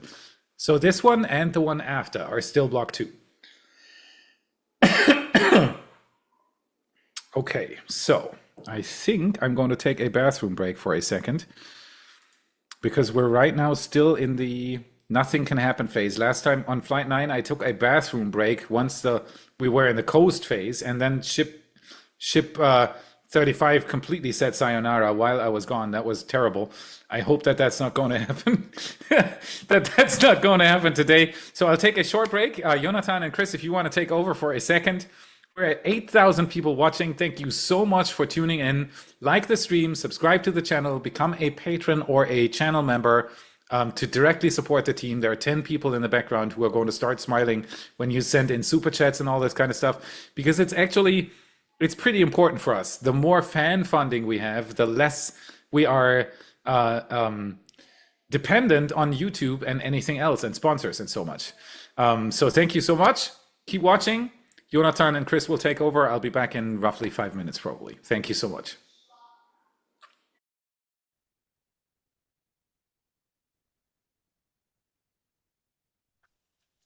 Hello, everybody. Okay, so I think we can probably just do a few more questions. And I did just see a cool one here. Let me just get that one up. And that one is what Starship will look like next year by Alec Price. I definitely butchered that name, but So I would say we're definitely looking at Starship V3 there, of course, because fingers crossed this launch goes well.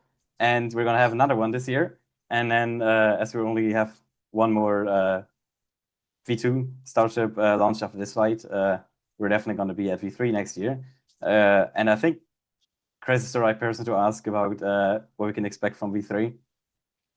Yeah, the thing is, when I think about how the visuals on the Starship could change, the main factor obviously will be heat tiles. At the moment, we are used to those hexagonal black heat tiles, which are quite conventional. I mean, they're similar to what we used to see on, for example, the space shuttle.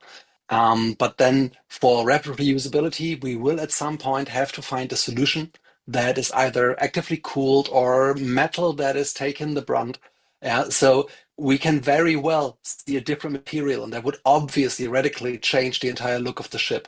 Other than that, I expect Starship to always be stainless steel on the parts that are not shielded. And this is just for practical purposes. Why paint if paint adds a couple tons to the weight? Because that thing is huge. Any paint you put on it, like on all of the surface, will add massive weight, and that makes no sense at all. So I think really the heat shield will be the most visual part that is about to change. I think that sounds very, very plausible.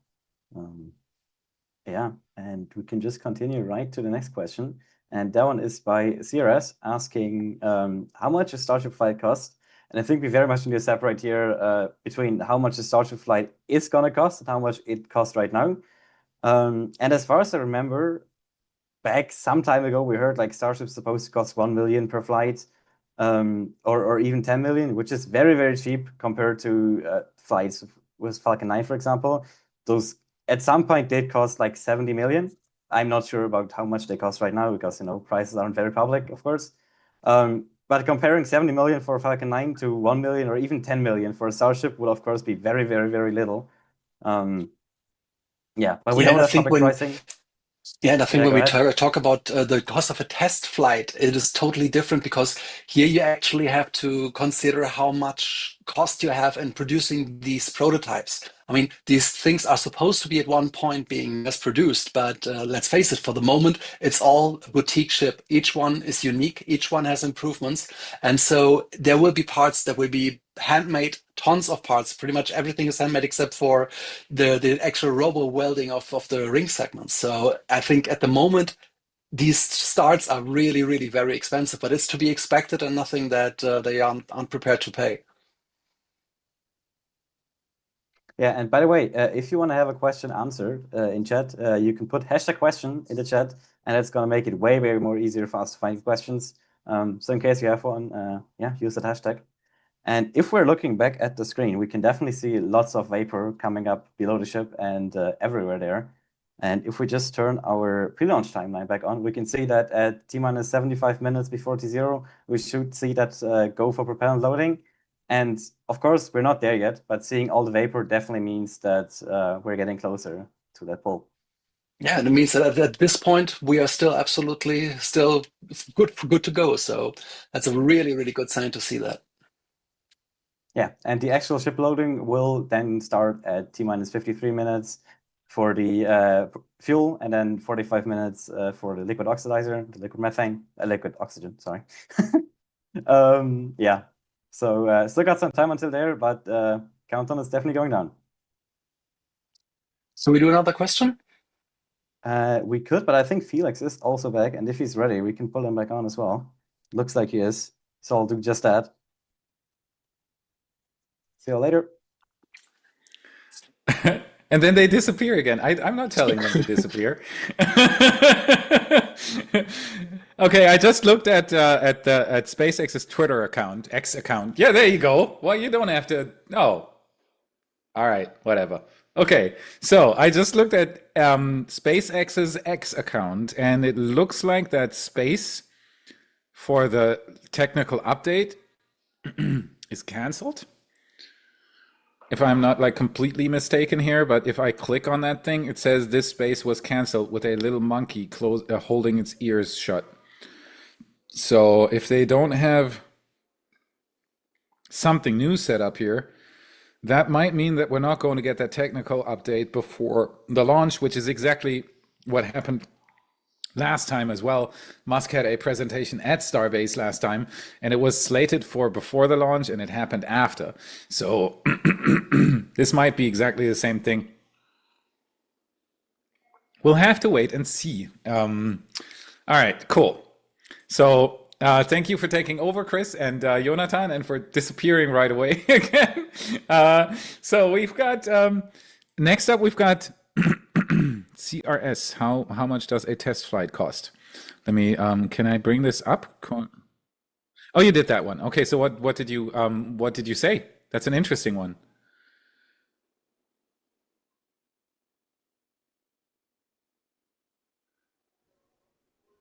There we go. So we were comparing it to the cost of a Falcon 9 from a few years back, which, as far as I know, was around 70 million.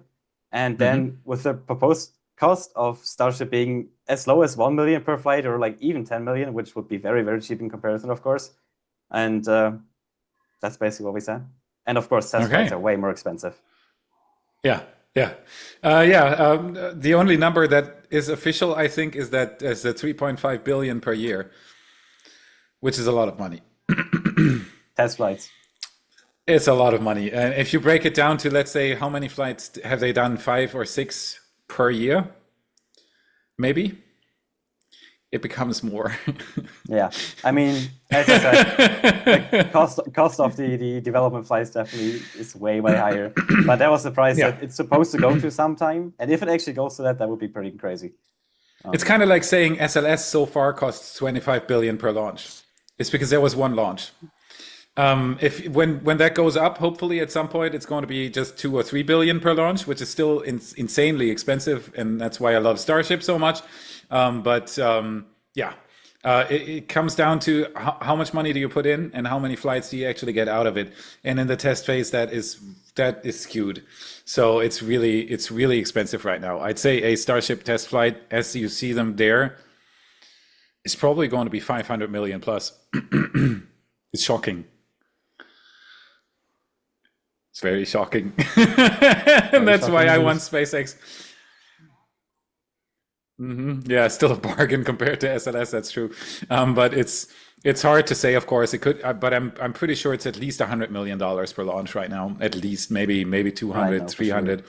Really hard to say, but it's pretty expensive. And so SpaceX, of course, wants. I'm looking at the vapor again. SpaceX wants, of course, wants to have this in the revenue phase as quick as possible, because that finances everything that comes after it. And especially if they're deploying Starlink satellites, their revenue for Starlink goes up exponential, and so on and so forth. Starlink is a $1 trillion company. It's insane what SpaceX has built there, and that is going to fund maybe even the entire Mars base can be funded by Starlink. It's crazy. Starlink has a lot of revenue potential. Okay, next up we have Florian. Let's see that. Thank you so much for your super chat. Hi Felix, I'm now 4 years channel member. Crazy how time flies. I hope Flight 10 will be a success. So hyped. Grüße aus deiner Heimat Bonn, beziehungsweise Köln.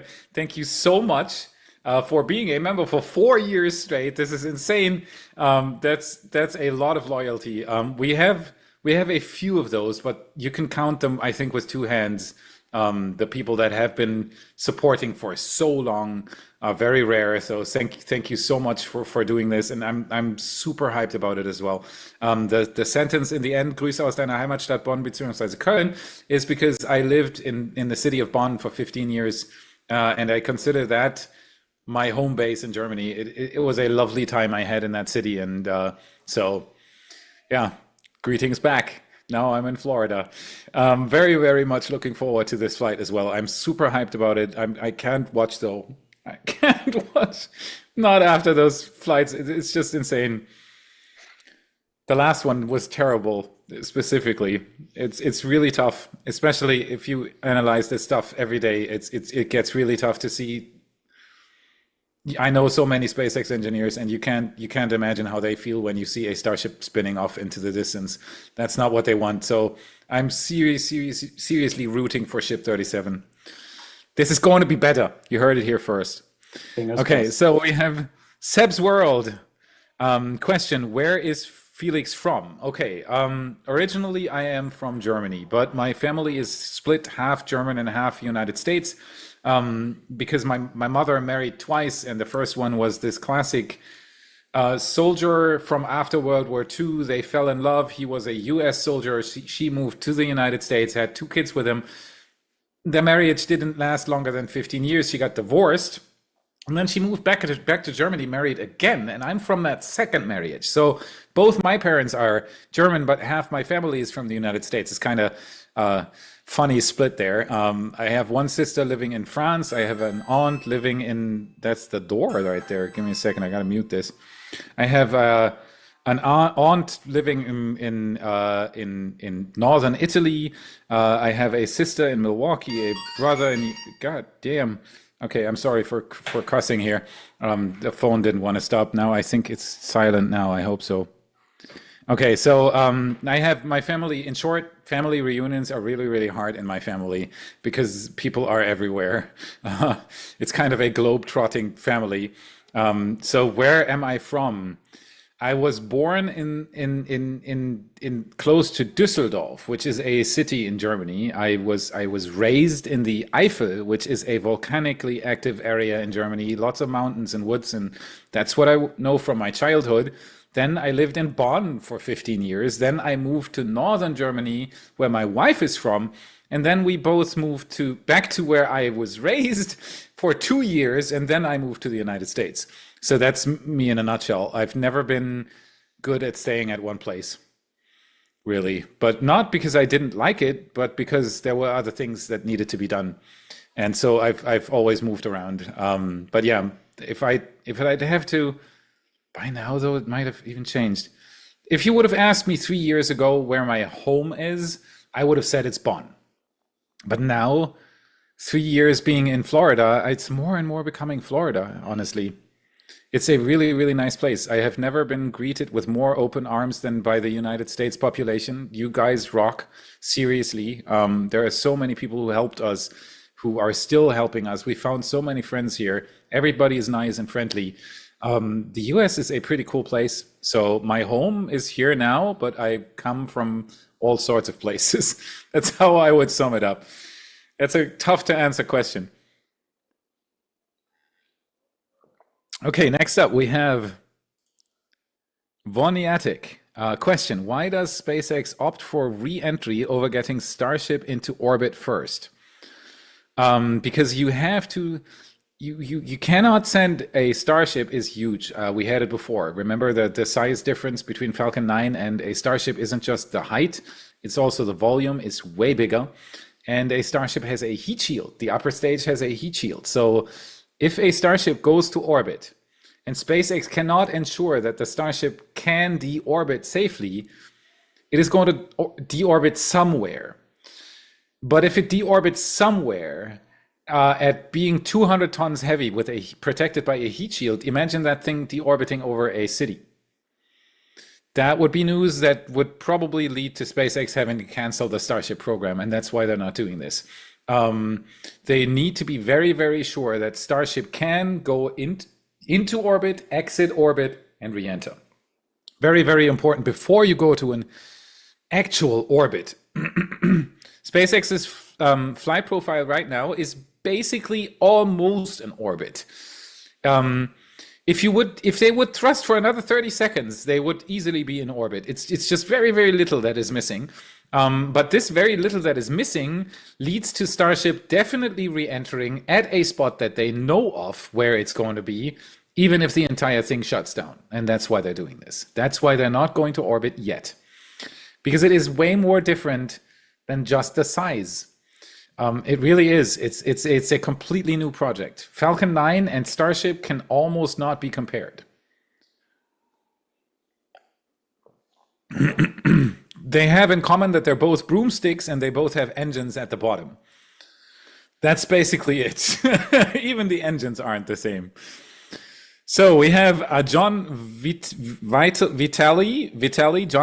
Question: are you planning to go to Raptor Roost for the first Block 3 launch? I've been at Raptor Roost many times. Anybody who's watching at Raptor Roost right now, shout out to you guys. You're the craziest bunch at Starbase. It is absolutely amazing to watch it out there. Shout out to Keith. Shout out to Robert and Richard, who are both at Raptor Roost right now as well. I think our two photographers for Flight 10. It's wonderful. The community out there is just amazing. If you've never done it and you were thinking about doing it, hear it from me, do it. Go to Starbase, watch a launch, go to Raptor Roost, enjoy the party the evening before and the launch itself. It's just amazing. I'm hoping to be out there for Flight 11. But I've been hoping to be out there for the last 3 flights. It's very difficult. I want to stream these because I love watching this with you guys together. We have 9,000 people watching right now. How could I pass on that opportunity? It's just amazing. It's really, really cool. But if I want to stream it, I really can't enjoy it like a visitor. I've streamed it from down there and it was a huge amount of work. And so I ended up not doing it anymore. So the next launch that I'm going to enjoy out there, I'm likely not going to stream. That's how it's going to be. Maybe I'm going to make a difference. I have a solution, maybe through Joe Tegmeyer, if you know the guy. That would be really cool, but it's not like completely confirmed yet, and we'll see how that goes. But in the end, that wouldn't be at Raptor Roost though, and I want to be at Raptor Roost. I want to be at Raptor Roost with all the other people. It's just super cool to watch a launch from down there. So yeah, I hope to be there for the next one, the next launch, or maybe the first Block 3 launch. Yeah, that's a good timeline. Let's hope it works out. All right, we have one more from Life. Life is a lie. I hope it's not. Do you think Starship pads will come to Vandenberg after Florida pads become usable? Yes. Starship pads will be everywhere in the United States. So on the East Coast, on the West Coast, and also at the Gulf. And they, yeah, ITAR. ITAR is the reason why every rocket that is built in the United States is automatically, even if it isn't a weapon, is automatically classified as weapons technology. And that kind of prevents SpaceX from building Starship pads anywhere else in the world. So it's likely, if that doesn't change, it's probably going to be limited to that. But I would sure love it. Also, the point-to-point travel with Starships would be absolutely amazing. There are quite a few things that would speak to not just Vandenberg, but pads all over the planet. We'll see if that actually happens, but Vandenberg is absolutely going to happen. Yeah, I'm pretty sure about it. First, they're building at the Cape right now. Slick 37, 39A, both are actively being worked on. And once that is done, they're probably going to start building at Vandenberg as well. I would not be surprised. And if you have a question for me, if you're wondering what I'm doing here right now, if you have a question that you want me to answer, write #question with your question attached to it, and the moderators will pick it up and I'll get it on my super nifty little screen here, and then I can answer it for you. So if you have any questions, send them in. I'm more than happy to answer them. Thank you so much for joining. Thank you for watching this with us. Like the stream, subscribe to the channel, click the join button if you want to have even more content and if you want to directly support the team. We have a beautiful merch store with all sorts of the shirt that I'm wearing right now. Got to show this real quick. Look at this. That's the motto of Flight 10. It's flipped, but it says keep calm and think of Mars Base Alpha. I made this myself at some point because the flights kept failing, and so at some point I was like, I need a motivation shirt, and you can find that motivation shirt on our store as well. So grab one of those if you want to. Enjoy the show. SpaceX's technical update is not going to happen. I think it's probably going to be after the launch. There's no information anymore, so I wouldn't assume that they're still going to do that, but in roughly half an hour, SpaceX is going to go live with their stream anyway, and then we get all the latest information. Right now, you're seeing Ship 37, a top booster 16, sitting at pad 1 at Starbase, Texas, right next to the dunes. If the camera would pan a little bit more to the right, you could already see the ocean. This is very, very close to the sea.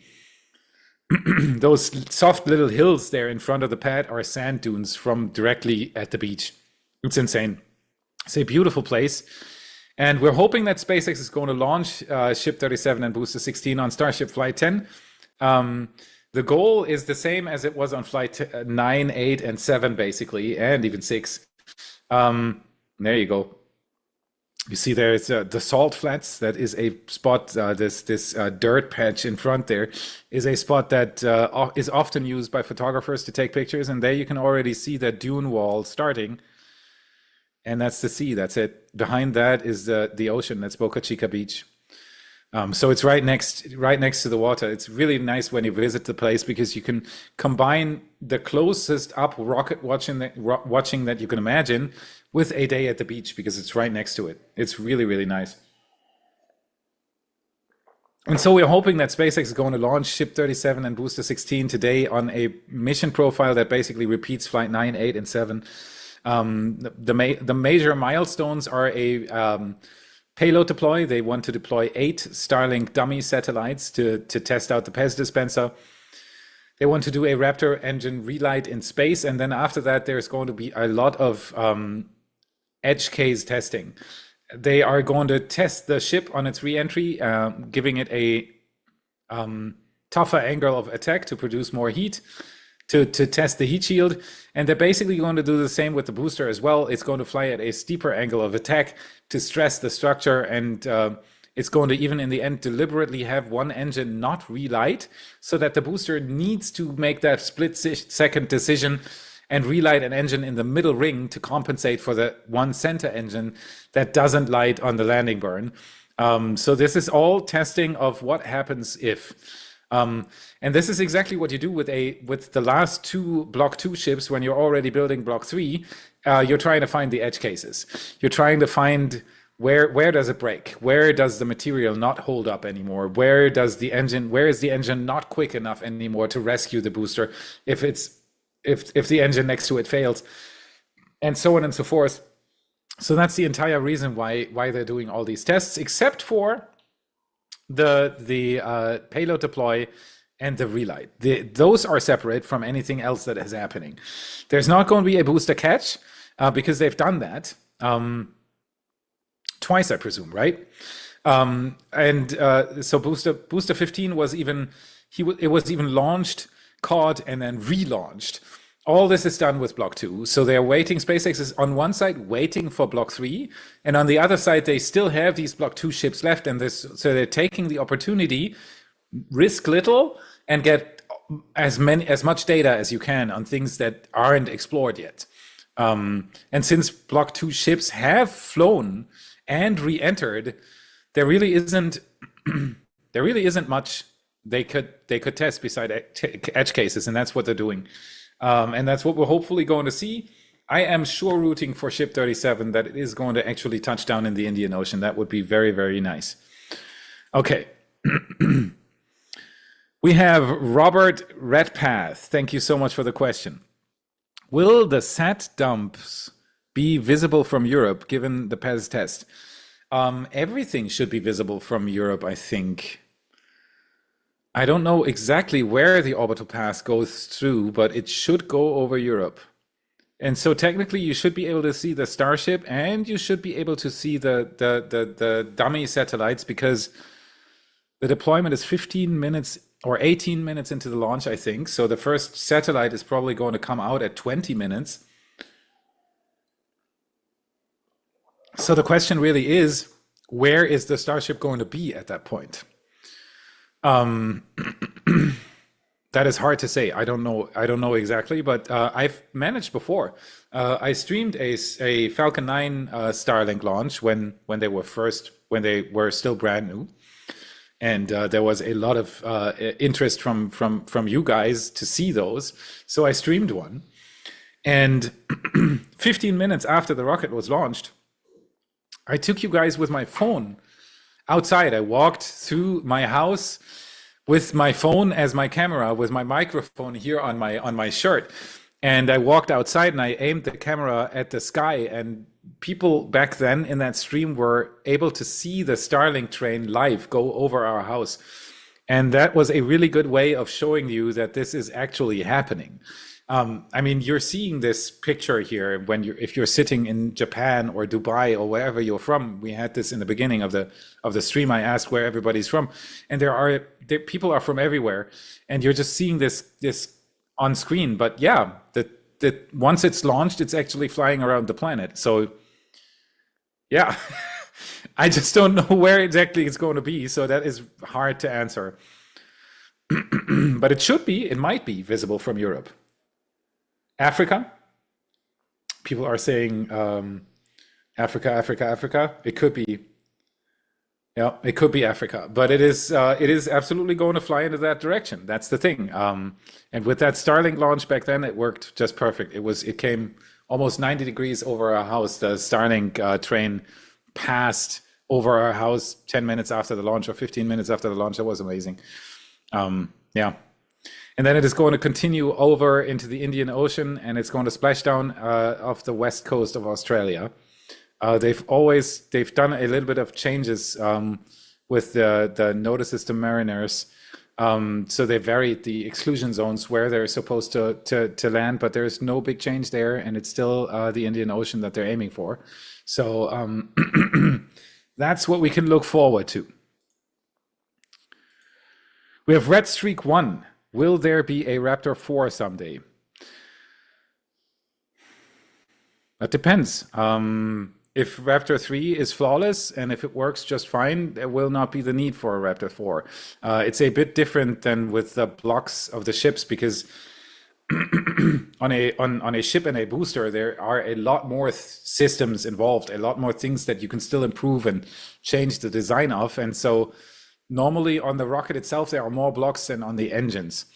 So Raptor 3 might be the end, but if it turns out to be unreliable, for example, if we see the first Block 3 ships launch and the engines turn to popcorn every time, we might see a Raptor 4, yes. But if it's very reliable and doesn't produce any problems and is very efficient, it's already almost at the maximum of efficiency anyway, there's no need for a Raptor 4 engine. So it might stay at Raptor 3. It's hard to say.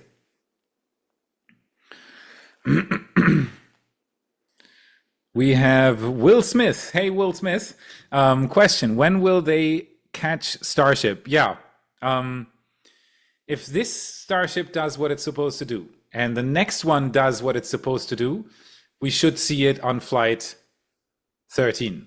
That's the latest info we have. Elon Musk, I think, at some point said, once they have 2 Starships reliably re-enter from the point on where he said it, they're going to try to catch it.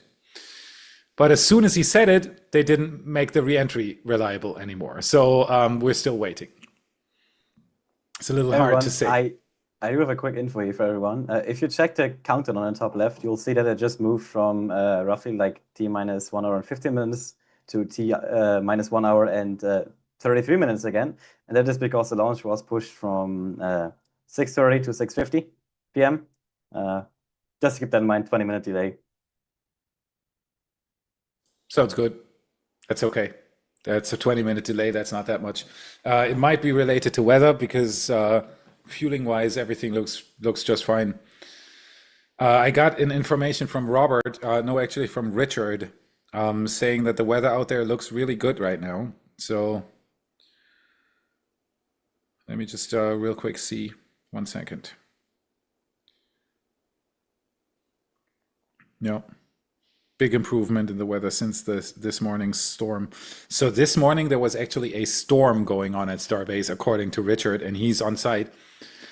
It's not the best weather, but it cleared up throughout the afternoon, and now we have basically blue skies, even though it doesn't really look like that in this camera right now. That is because of the white balance and all the light that comes in and so on and so forth. But it should be rather blue skies right now. At least I hope so. It's hard to tell on these cameras. So a 20-minute delay shouldn't be too much. We'll see what happens with that. We'll keep you in the loop. So yeah, catch a Starship. Soonest would be in 2 launches. Then we have Commander Colonel X. Is that how that probably butchered it pretty well. Okay, so question, why didn't New Glenn worry about going straight to orbit? Yeah, that's what I tried to explain earlier. Because New Glenn is way more a traditional rocket than Starship is. Starship really, even if it looks the same, it is a completely different thing. Do you stack New Glenn at the launch site? Do you catch it with chopsticks? Do you build it like this with people that are largely low or medium trained people? This is way more comparable to the automotive industry, what SpaceX is doing with this rocket, than a traditional rocket. SpaceX can build traditional rockets. They are doing it with Falcon 9 and Falcon Heavy, and they're flawless. They work extremely well. And after now almost, I think, are we at the anniversary already? After 10 years of landing a Falcon 9 booster, I think it's 9 years now. Is it 10? It's definitely close to it. No one has reproduced it. No one. Zip. No one has reproduced it yet. So SpaceX is far in the lead with this. But Starship is different. Starship is way bigger. Starship is more dangerous on reentry because it has a heat shield. It has a heat shield that is like triple the size of that of the space shuttle. It has completely new engines. It is built from stainless steel. It's supposed to be mass producible. It's a completely different thing. It's so hard to explain. Everybody is right now saying SpaceX is failing. Trust me, they are not failing. SpaceX is not failing. This is a completely different project. This is not comparable to Falcon 9 and not to New Glenn either. Even if New Glenn is supposed to be reusable, and even if New Glenn launched to orbit on the first flight, that's a different thing. Falcon 1 launched to orbit it launched to orbit on the 4th flight, but Falcon 9 did. Falcon 9 reached orbit on the first try, didn't it? And so on and so forth.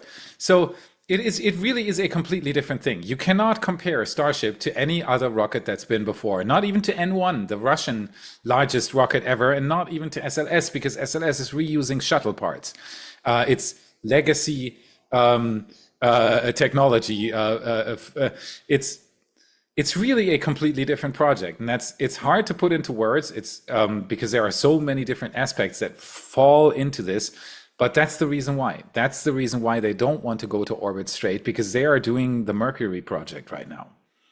That's what this is. It is baseline, basic research on things that haven't been done before. You could build a traditional rocket that is this size, but it wouldn't achieve the goals that SpaceX wants to achieve. They need it to be mass producible, otherwise it won't be suitable for a Mars colony. And they need it to be fully and rapidly reusable for the same reason, and for HLS as well, and for all their commercial applications as well. They want to go that step further that no other rocket has ever done, and that's what's making them very cautious, because you have a 200-ton or 150-ton upper stage that is completely protected with heat tiles. It will survive a re-entry, even if it's tumbling. And you do not want to send that anywhere where you can't control, and that's why they're not going to orbit yet. The upper stage on New Glenn deorbits and burns up. That's it, no problem. Even if it's out of control, it doesn't matter much. But on a Starship, if that thing gets out of control, it's not going to be good.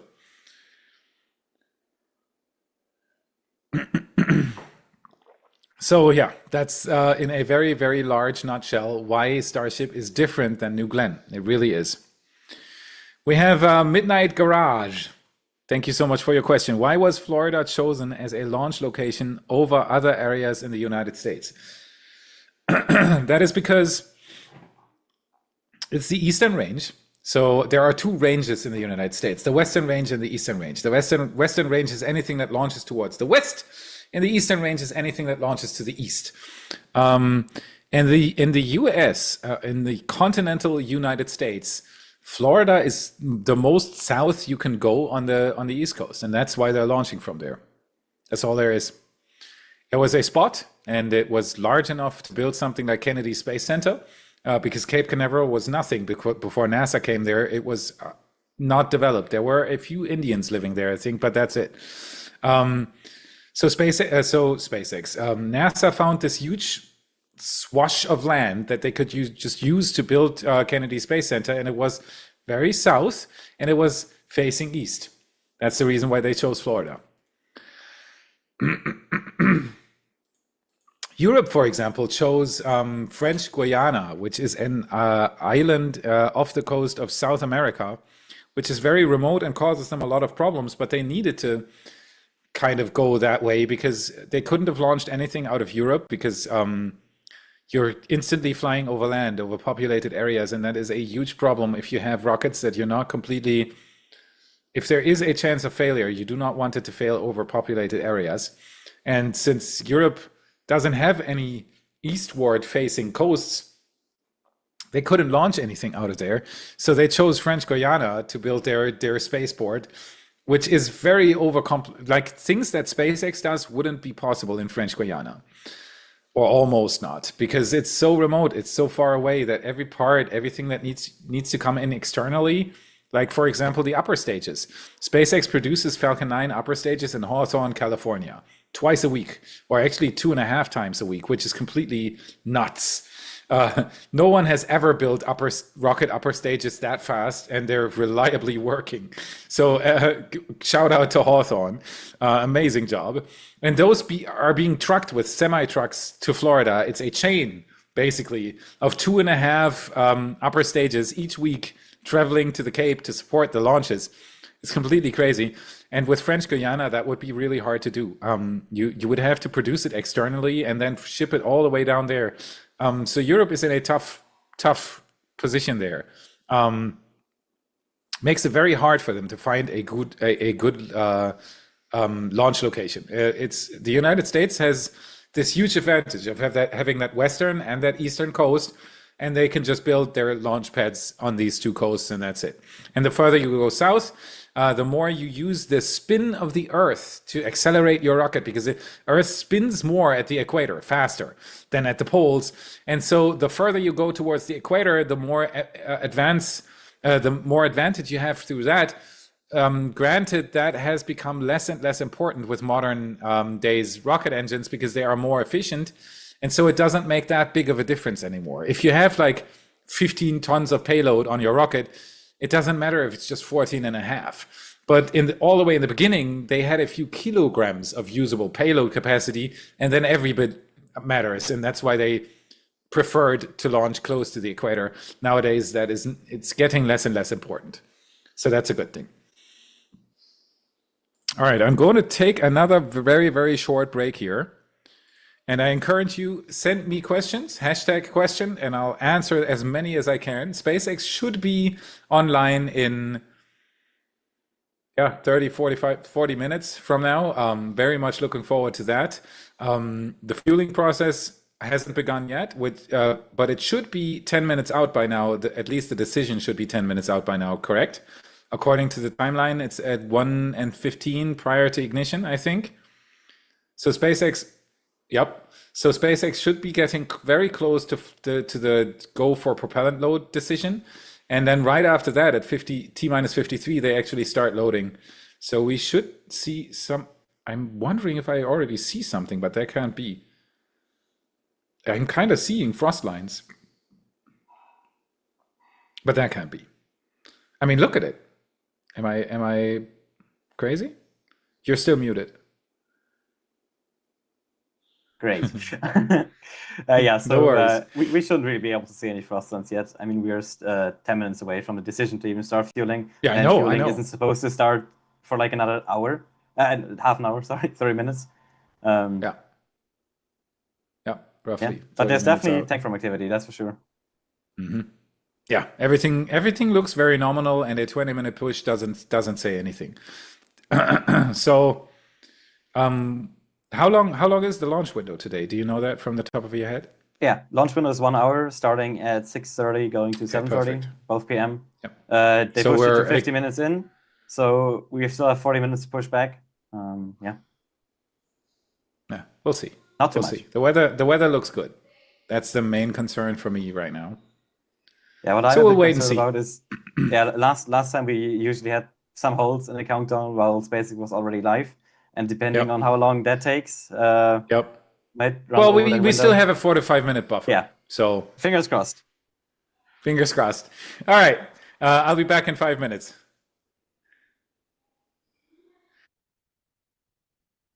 And there's Cris. Yeah, so if you're just joining us, we're here to watch SpaceX's 10th test flight of the Starship. And we're currently 1 hour and 20 minutes away from liftoff, hopefully. They already pushed us 20 minutes into the 1 hour window we have today. And yeah, we have 40 minutes left in that window. And hopefully we are going to see this launch today.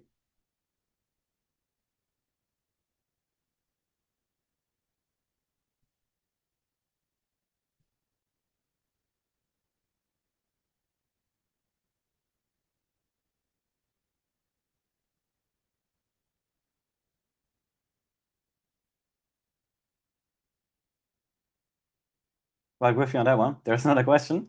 So Larry Vetter is asking how many Starship launches are scheduled for the rest of 2025, so rest of this year? And vice the best. Thank you so much. Trying our best here.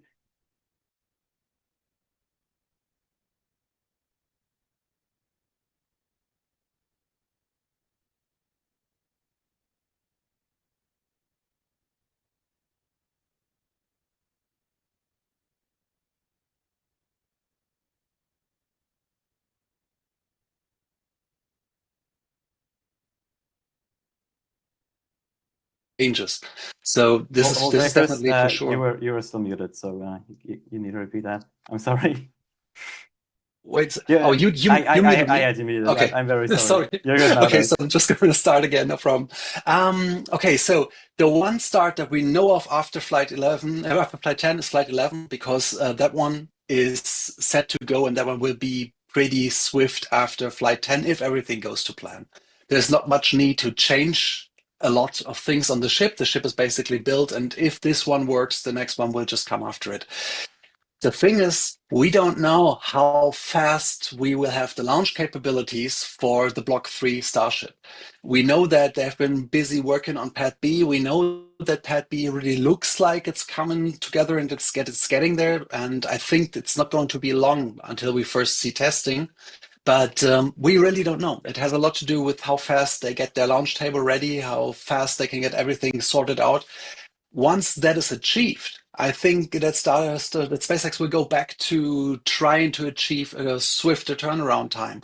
Because remember, before we had all these problems, they were at the point of trying to achieve something like a launch a month. So how many there are really left of this year, we don't know. But I wouldn't be surprised if we see a total of 4, including today. What is your opinion there, Jonathan? So, I mean, I'm definitely going to say we're going to see one more flight. That's for sure. Yeah. And I mean, I've always been very, very positive. Like, hey, we're for sure gonna see 2 launches, like a launch, two launches per month, right? And then it's been like a month and another month, and yeah. So flight 11 for sure, and then the step to Block 3. I think it's gonna take some time. I would guess we're gonna be lucky and we'll get the first Block 3 flight this year as well. So like 2 more. That's what I'm saying. Yeah. Yeah, 2 more after this one. So you're in for 3, basically. I'm in for 4. Let's In see for who's 3, going to yeah. be right in the end. Yeah. Okay. Do we have another one? We have another one from the official Starship, of course. And it's asking about if we have any hope for this flight today.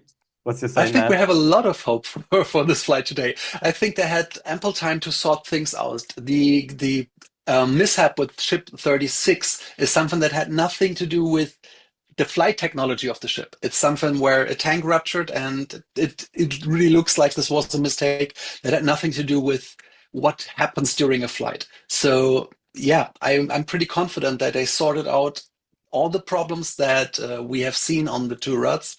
And I'm really, really positive that we see this one manage to go to the coast phase. And if we're lucky, we see the door open, the dumplings come out. If we're really lucky, there's that camera on the dumpling that sees the ship floating away. And I'm just here to witness another one of these amazing landing procedures above the ocean. And I really hope that we have a buoy cam close by to see it, because those pictures were just awesome. This is something Yeah, that they were insane. still totally amazes me and never ceases to in the entire Starship program. The quality and the angles of the live pictures is just, it's like watching a Yeah. movie. I'm very much hoping for that again and looking forward to that as well. And I'm pretty sure that if we're gonna see it go to the coast phase, I will also say that we're definitely gonna see it come back down in Yeah. mostly one piece. But yeah, we need to get to that coast phase first. And I've been always very positive, like, hey, you know, this one is definitely gonna make it after the last one didn't.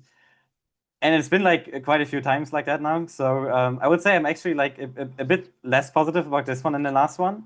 But saying that, I was very positive about the last one, so I'm still positive about this one. Just like a bit less, right? I see venting on actually on Macazilla and on the OLM. So we are Oh, yeah, you're still right. going going for it, and everything still looks nominal.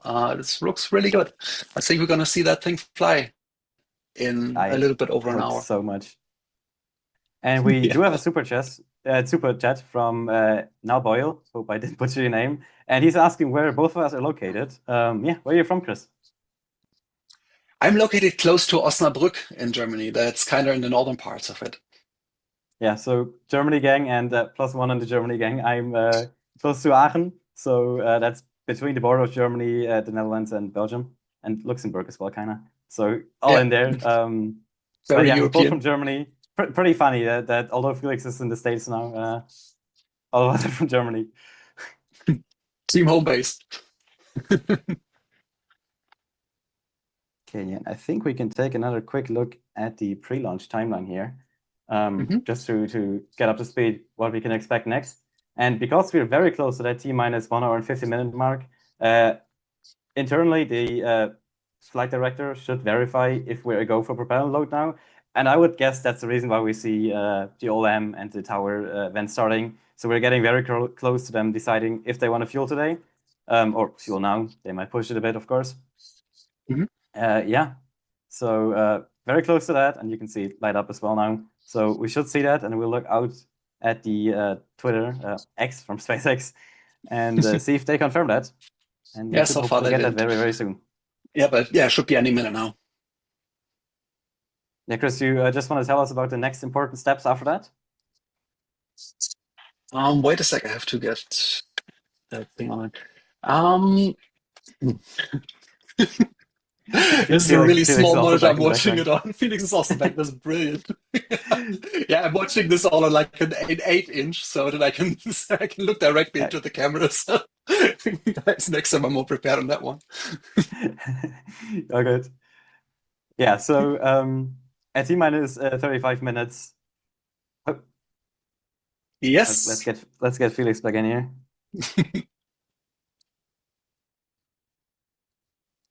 Yep. All of us. Man. Where to go? You can see venting is getting more. You have the tower vent now, and you have the OLM vent going, meaning they're actively pre-chilling the lines now. So that might have been a positive decision to go for fueling. Let's monitor. Give me 1 second. I want to find some news here. Give me a moment. It's really sad that they didn't do the presentation before the stream. I was before the launch. I was looking to. There is nothing there yet. There's no information, but the OLM vent and the tower vent that you can see here in the image for everybody who doesn't know what we're looking for, it's this thing and it's this thing down here. Those are very important indicators for SpaceX starting the pre-chill of the fuel lines. This is a good sign. I would almost say that the flight director has given the go for propellant load at this point, which would be really, really nice. Also, I've just seen that they changed the countdown again. So now they pulled it 5 minutes forward again. So they didn't push it back. We are in at 1 hour and 6 minutes now officially as to SpaceX. Oh, can you change that real quick? Oh, we're getting into the hot phase. Okay, so for everybody who has just joined us, and I see we have over 10,000 people watching right now. So first of all, thank you so much for tuning in with us. It is a pleasure to bring you this, and we're as excited as you are, and we're very much looking forward to Starship Flight 10. We have Ship 37 on top and Booster 16 on the bottom. Ship 37 has all the fixes that should prevent what happened on Flight 9, and all the fixes that led up to Flight 9, of course, are implemented as well. So we're one step closer to seeing a Starship actually deploying payload, which is, in my opinion, the most important milestone today, which is supposed to happen, I think, 18 minutes into the flight. We're going to see this Starship full stack launch into the sky. We're going to see hot staging. We're going to see the booster return off the coast of Boca Chica. I think it's 35, 40 miles off the coast where the booster is supposed to land. And the booster is going to be fooled, as it has been a few times now. It is going to think that there is a launch tower where it is aiming for. It's a so-called virtual launch tower, meaning the software thinks it is aiming for the chopsticks, and the chopsticks are closing in, and it's touching down on the chopsticks, cutting off its engines, and then it's dropping into the water. They're doing this because they don't want to risk anything at that pad. That is reason number one. And reason number two is they're stress testing both stages on this flight. The booster is going to take a steeper angle of attack on the return, which stresses the entire structure. And then they're just shy of engine cutoff at the landing. They're going to simulate an engine failure of one of the three center engines, and one of the inner ring engines is going to take over. That is just there to test the technology to see if it quickly can do this, because you can only imagine what happens to a booster that botches its landing burn when it returns to a tower and it touches down at, let's say, 100 miles per hour, which isn't much speed left. It comes down at transonic speeds. And if it can't completely kill that velocity off before touching down on the chopsticks, the entire pad is ruined. And that's why SpaceX is testing these kinds of things. So once the booster is touched down in the water, the ship is going to continue, of course, up to 8 minutes and something. I think 8 minutes and 50 seconds or something is when the ship is shutting its engines off. Then there's going to be a 10-minute coast phase, and then SpaceX is going to start the deployment phase. Hopefully, if nothing has gone wrong until that point, we should see the payload door opening and 8 Starlink dummy satellites being deployed on the same trajectory that the ship is on. So they're going to re-enter right after. 30, 45 minutes later, they're going to re-enter already. Yeah, here's the in-flight events exactly. So at 18:27, we're going to see the payload deployed demo start. That is going to take 7 minutes roughly for all these 8 satellites to deploy. And I'm really, really looking forward to it. I'm hoping that Ship 37 can actually pull this off. And then at 37 minutes, so that you can see this is going to be a fast succession. After the launch is where the fun starts. So you should stay tuned with us. The Raptor in space relight demo is there. We had a few questions earlier as well. Oh, by the way, if you want me to answer questions, I'm going to answer as many as I can. Hashtag question, and then you write your question and our moderators pick it up. I can see that there are already questions lined up again. I just saw on X that we are go for prop load.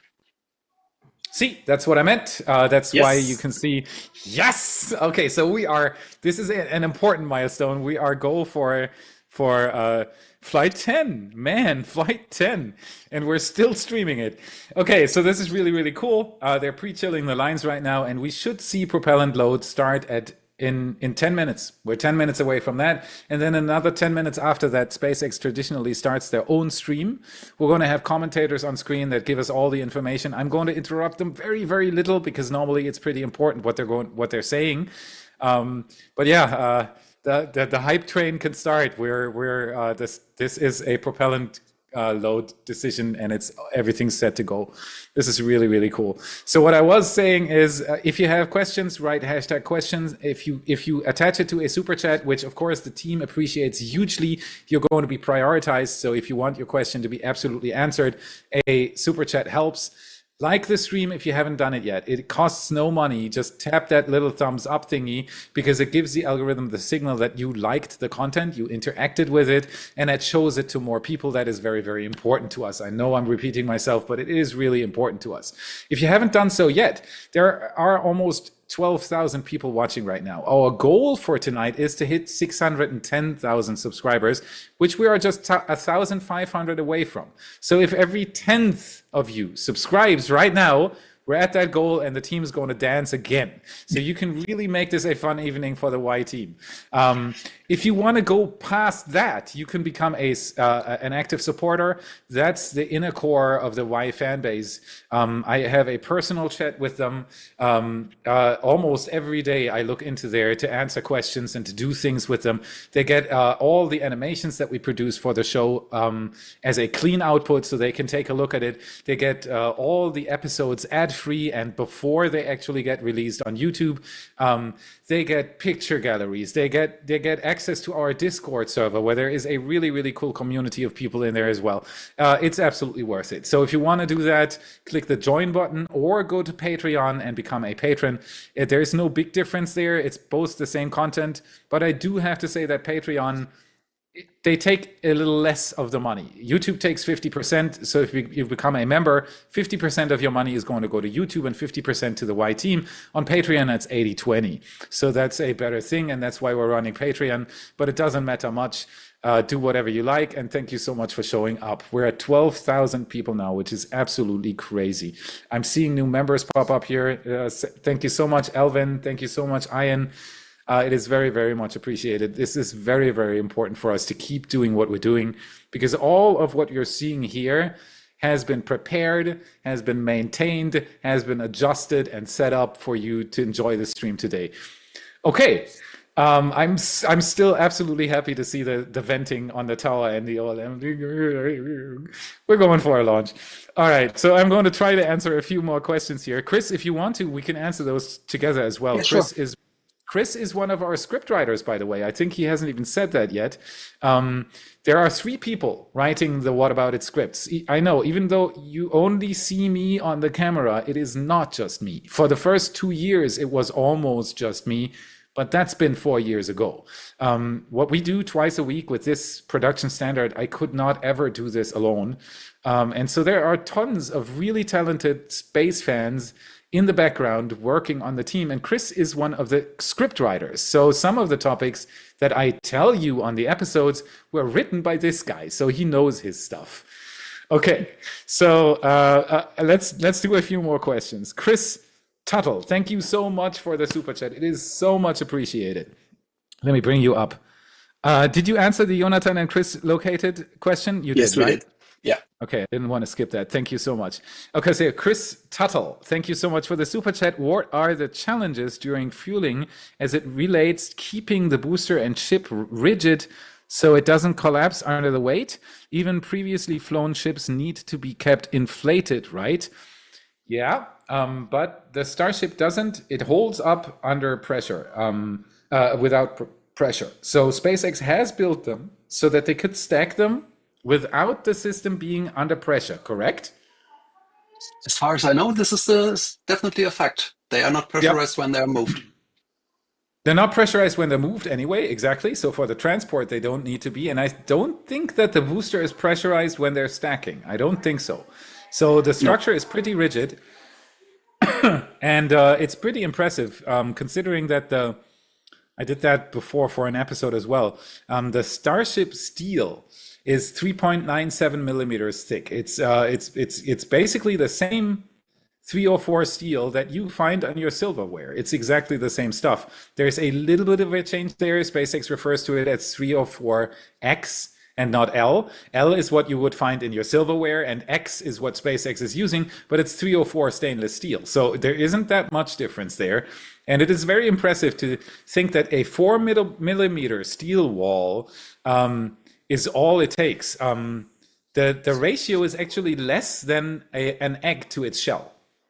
Yeah, a lot less. The thing is, what a lot of people don't see is, because it's so huge, is that there is structure there. It's not just a thin sheet of steel and that's it. There's welded internal structure in there, and so this entire thing is a lot more rigid than you think. When you look at detailed pictures, which you obviously can in every week in our episodes, you will see that there is a lot of structure. You have the huge chines on the outside, but you also have small girders that are horizontally inside. You have the vertical alignments that you can see on the outside. So yes, it is a full skeleton, and this is why it can stand on its own. I think this is one of the basic things they wanted to achieve when they designed this rocket.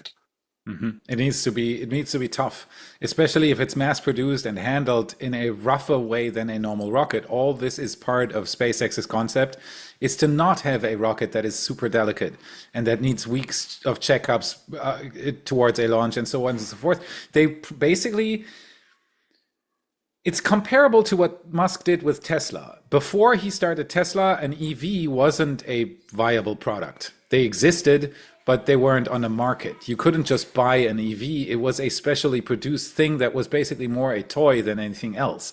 And he turned it into a mass-produced item that you can just buy on a website. Oh, I can't touch that's because of the webcam. You can just go to a website. You can even buy it in an app, and it'll be delivered to you, and that's it. And it's robust, and it works, and it does its daily job. And that's what SpaceX wants to achieve with the Starship. They want to create a rocket that is mass producible at low cost, but even more capable than what was before. And that's the reason why they built it this way. So it doesn't need to be pressurized. They have starships pressurized. Yeah, that's correct. You were referring to the starships at the rocket garden.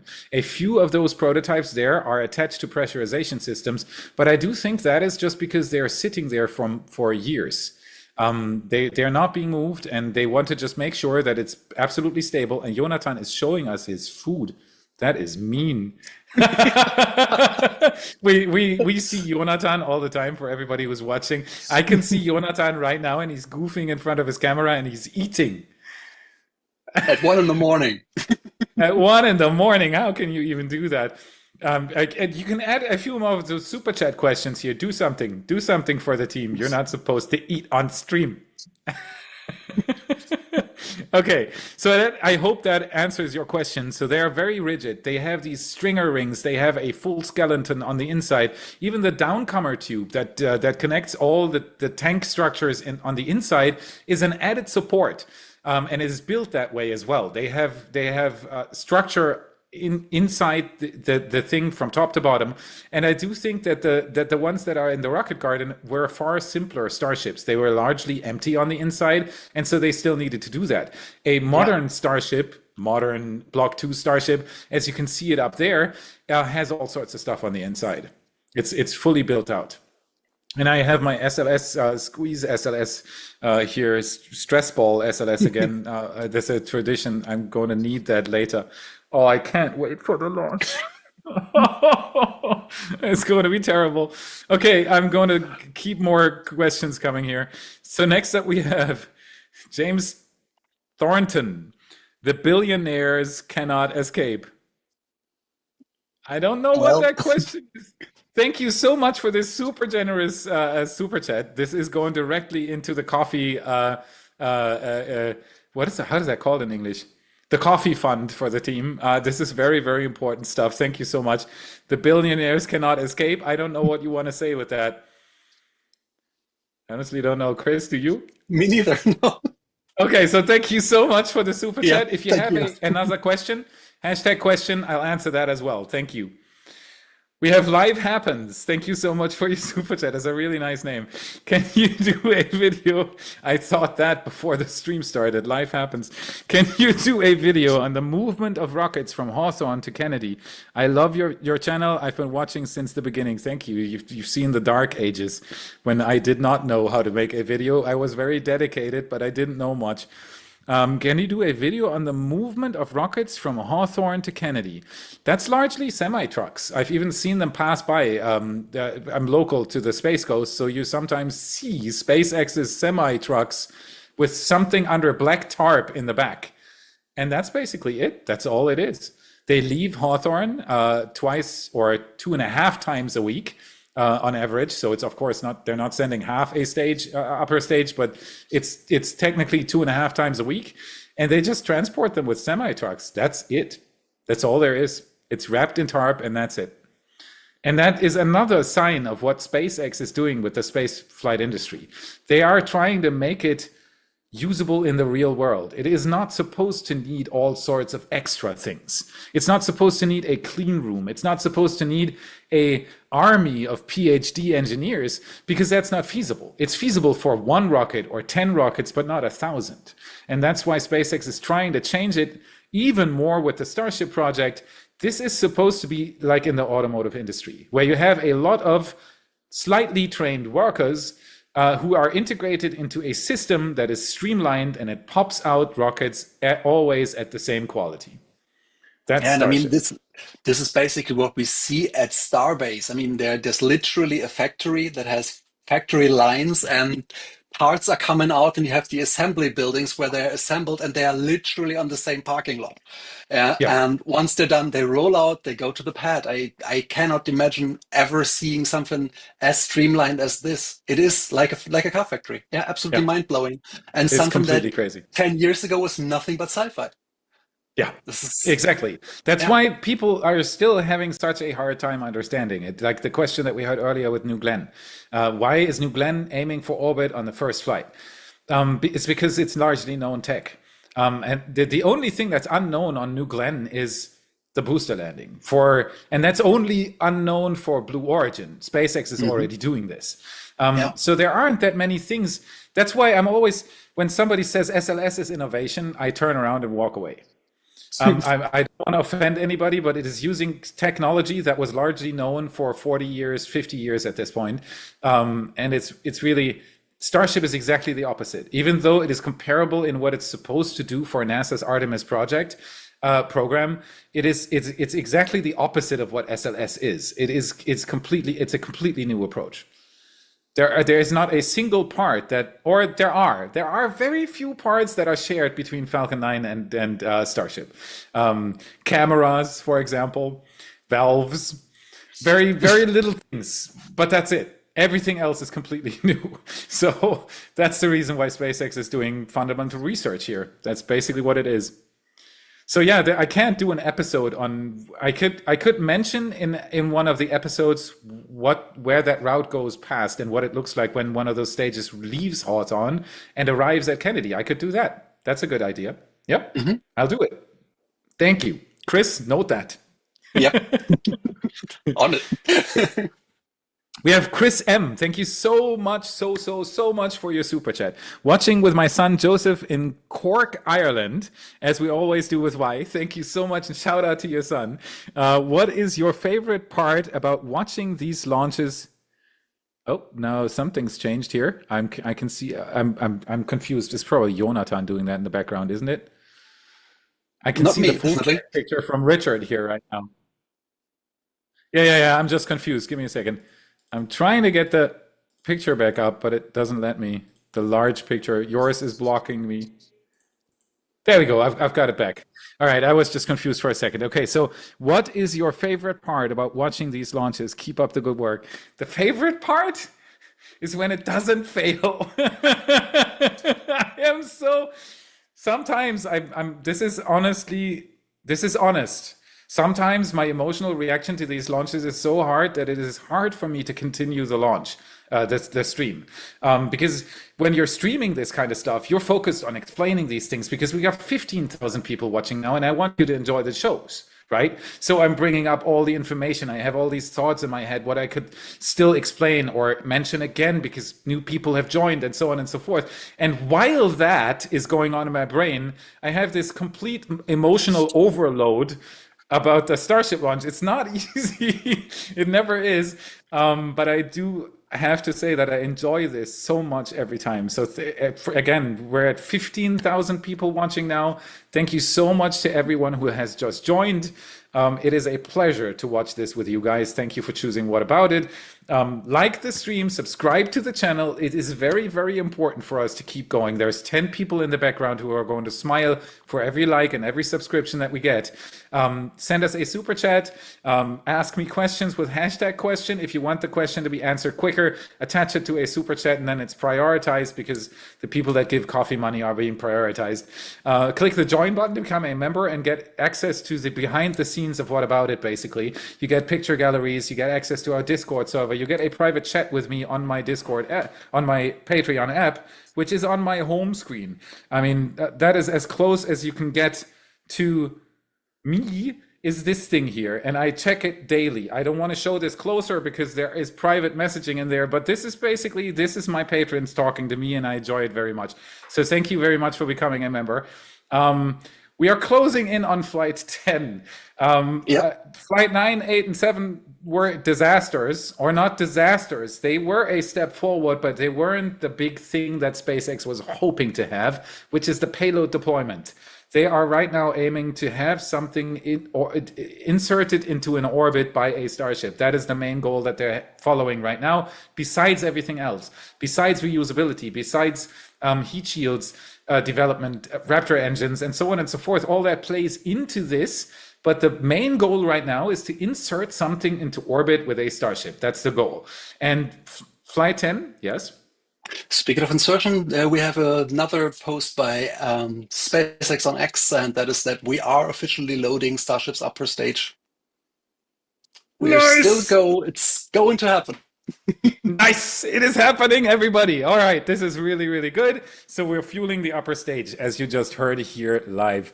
Okay, what was I saying? I completely lost it now. Yeah, the orbital insertion of something is the most important goal of Starship right now. And so if Flight 10 actually does the payload deploy demo, they're one crucial step further to that because they have tested PEZ, the PEZ dispenser mechanism that pumps out the Starlink satellites, or is supposed to. There are 8 dummy Starlink satellites in that ship, and I'm really, really hoping that they're going to deploy those. I'm really hoping that they're going to deploy those today. Okay. We have Jinoslav. I hope I didn't butcher that too hard. Thank you so much for the super chat. My little drop of support in your ocean. You rock, skies. Thank you so much for doing this. Seriously, the entire team is looking forward to every little bit of support that we can get. Why did this phone? I don't know. This phone made a noise, and I don't know why. I'm just going to put it. Nasty phone. Bad phone. Okay, I'm back. I'm sorry. The so-called community support is really, really important for us. It makes us independent from sponsors, from YouTube, from fluctuations, because you don't stop being a supporter. You support at least for a month. Many of our supporters support for an entire year because you get that cheaper in the beginning. When you go to Patreon, it'll pop up saying, hey, if you become a supporter for an entire year, it's 20% cheaper. So this support is very reliable, and that makes it very, very important for us. So thank you so much for the super chat and for all the memberships and everything. Thank you. Speaking of the sponsors, this stream is sponsored by MyRadar. You can see the logo up there. They are basically the best weather app you can get. I'm not just saying that. Andy, the CEO of MyRadar, is a friend of mine, and they are doing. So you cannot imagine what kind of a fantastic job they're doing on the team. They're very, very dedicated. He is a huge spaceflight fan as well. That's why you can set the My Radar app to show you Mars, and you can track rovers and rockets and all sorts of stuff. That's not an accident. He watches these Starship launches as well, and that's why at some point he said, hey, how about I sponsor you? And I said yes. It is a really, really good app. If you want to give it a try, go to your app store. It'll likely be the first app that's shown to you when you type in weather. It is a really, really big one, and it is really, really good. And especially for us people here in Florida, it is very important during hurricane season. It's saved me actually the entire family quite a few times. Tracking hurricanes and all this kind of stuff is pretty important for us here. We're watching it every day. So thank you to Andy and the entire team from My Radar. You guys are doing a fantastic job. So thank you for your little drop. And another update, propellant load to the Super Heavy booster is underway, and live coverage starts in less than 15 minutes. Nice. Okay, everybody, hype train should be in full. There's no hype train going on in the chat. If you don't know that yet, you just have to type hype and enter. That's all you need to do, and then the hype train starts speeding up because we're fueling both stages right now. You can see venting going on the upper stage. It's coming out of the out of the hot staging ring there. You see massive venting on the ground. This is turning. There goes the hype train. It's leaving the station. Thank you so much, everybody. I am so excited for Flight 10. What is it? Yes, go ahead.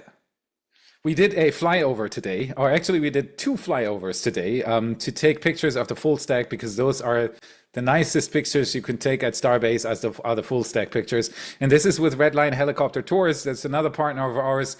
If you watch the episodes, you know the shout that I have on every episode. And the reason for that is basically the same as with My Radar. Jax, the guy who owns Redline Helicopter Tours, is a fine guy.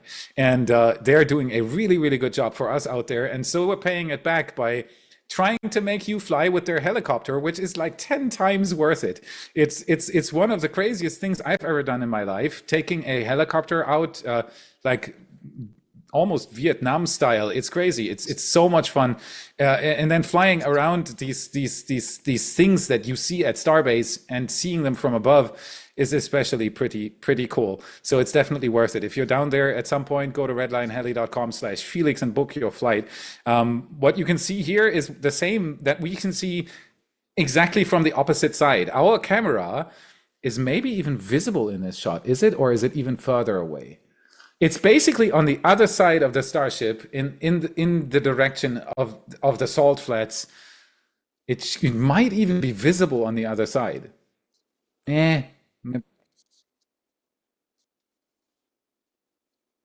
Yeah, so our camera is right behind the Starship. That's where when we switch back to the 24/7 camera that you saw during the entire stream, that's right there behind the Starship nose cone. There it is. And it's survived quite a few launches at this point. It's a tough camera. I am so looking forward to this. Look at these vapors. It looks brilliant. It is getting real again. Yeah, that's the fascination of a Starship launch, and that's what kept me doing this for 6 years now. It does not get old. It's just incredible what SpaceX is building out there. Please do not compare this to any other rocket. It's not just bigger. It is, and if it works, it might be the craziest thing we've ever done in spaceflight. Yeah, I agree. Arguably more important than the first moon landing. I know, Neil Armstrong, and it was a milestone that is hard to put into words, but this is mass production of that. This is making it accessible for everybody. This is like, we're at this point with Falcon 9, we're at the stage where students from universities can build satellites and test them in space. We had just had that beautifully written, by the way, by Cris. And I got a lot of comments from people saying exactly that, how that is so fascinating, that spaceflight is so cheap at this point that students at universities can build a satellite and test it in space and get results. That is just because it got so cheap. Starship is going to lower that by the factor of 20 at least. Meaning it's going to get it's going to get so accessible that going to space is not going to be an expensive thing anymore. The space station that charges you the breakfast is going to be expensive. Trust me, in the beginning it will be, but that is going to get cheaper as well, and more and faster than you think. Starship is, if it works, very, very important for the spaceflight industry. Really cool. All right, let me do some more here. So that was Alex. Thank you so much. No, that was. Yes, we see frost appearing at the bottom. Let me mark this for you real quick. So you can see frost appearing here. You can see frost appearing here. You can see frost appearing here and here. Those are the reason why you can see it appear there. Okay, so I'm going to delete that now. The reason why you can see it appear there is because that's the bottom domes of each of the main tanks. The fuel, of course, fills up like this from the bottom of the tank to the top. And since each stage has 2 main tanks, you see 4 frost lines. I am so excited. I'm like so excited. Alex Villages gave us a super chat. He says, Felix, grow a beard like Gandalf. But I can't put him on screen because it's shown on top of my tool here. I don't know how to do that. I did want to mention you. I don't plan on having a Gandalf beard. Sorry. Actually, there you go. My wife has asked me that for a long time. And I'm not going to do it. What is it? Countdown is Chris, stopped. Countdown has just stopped on the SpaceX side. It stopped at 39:55. They set it back. To what? So they're holding? It's holding at 39:55 at the moment. All right. But they're not live yet, right? Their stream is not live. No, not yet. It's supposed to start in 5 minutes. Yeah. So we're holding at 37:30. We'll see what that is. Is it still fueling? That is the question. Because there's not going to be any time to recycle today. If it doesn't fuel up and launch, we're not going to see a launch today. We'll see. Oh man, my excitement was so high already, and now you're don't do holds. All right. So I'll continue some more questions because we have plenty of super chats coming in here. Thank you so much to everybody. We're almost at 20,000 people watching. If you've just joined us, we are in a hold right now, which doesn't mean much. We've seen this before. We're watching SpaceX Starship Flight 10, ship 37 on the top, booster 16 on the bottom, and a lot of fingers crossed. That is this day in a nutshell. So we have Edwin Sims. Thank you so much for your super chat. Let's light this candle, and I cannot add anything else to that. Thank you so much.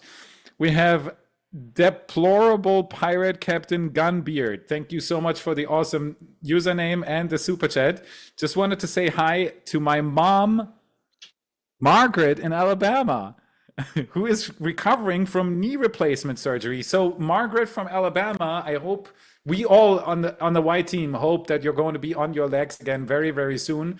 And maybe tonight's Starship launch is going to brighten your day a little bit. I have a few people in my circle of friends who've had knee replacements. I know it's tough. You can do it. Thank you so much for the super chat. This is just amazing. Thank you. The Mr. Princess Trash Panda Sling. Oh man, I'm being bombarded by usernames tonight. I'm sorry for butchering these. Is Starship good for the environment? Yes, there's flowers growing under it. No, Starship isn't good for the environment as basically almost anything we humans do. Whenever you unwrap a chewing gum and throw the paper away, it's not good for the environment. Nothing that's not nature is good for the environment. That being said, Starship burns methane and oxygen. First of all, that is a very, very clean combustion. There is not much besides a lot of CO2 and very, very little carbon. That's all that comes out of the bottom. The next thing is that one Starship launch, or even 10 or even 100 Starship launches, are microscopic compared to other things that we're doing. There are a lot of cars driving around, a lot of trains and ships and things moving. The concrete industry is eating up all the sand. The plastic industry is dumping it in the oceans. There are things, if you want to change the world, you should start with the point where you can make the biggest change. You should start with the big ticket items. You should not concentrate on your chewing gum wrap. You should concentrate on big ticket items. And Starship isn't a big ticket item. That's what I would say about that. And on top, yes.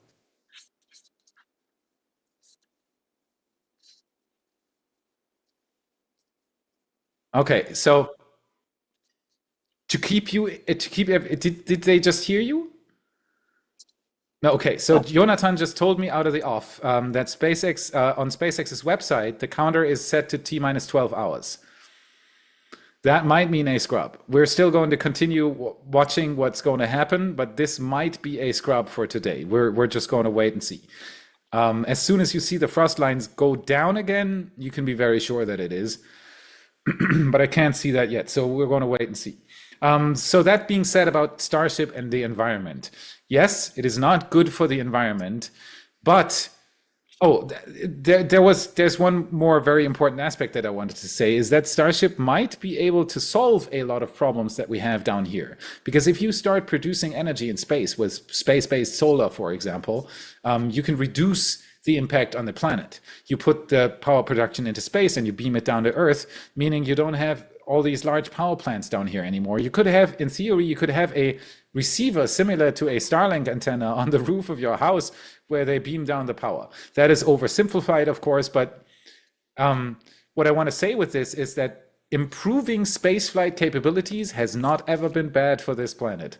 It widens our horizon of possibilities. It widens our horizon of options that we have at hand, and it makes us expand into space. The one reason why our planet is changing is because we're expanding on the planet.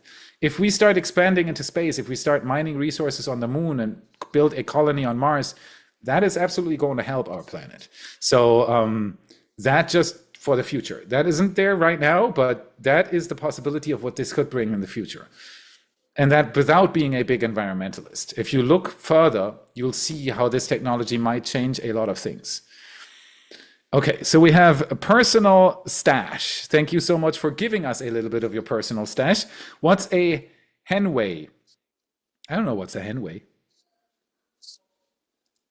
I don't know what a Henway is. And I just heard from the off, it seems we do have a scrub. Yeah, I'll just unmute myself here from the back real quick. SpaceX just posted that they're standing down from today's 10th flight of Starship to allow them to have time to troubleshoot an issue with the ground systems. So yeah, looks like we sadly won't have an attempt today. At least the ship is fine. The ship is fine. The ship is still there. Exactly. Yeah, that happens. We've seen this a few times on Starship launches. It doesn't happen often, but we've seen them push to another day. And so the next window is tomorrow, correct? Yeah. All right. Man. I was so hyped, and now they're going to detank. So yeah, the scrub is official. So there's not going to be a launch today. For everybody who immediately leaves, which some people sometimes do, thank you so much for tuning in. We are at 20,000 people watching right now, which is insane again. Please do tune in on the next attempt. We're of course going to stream it again because we can't wait to see what's going to happen as much as you do.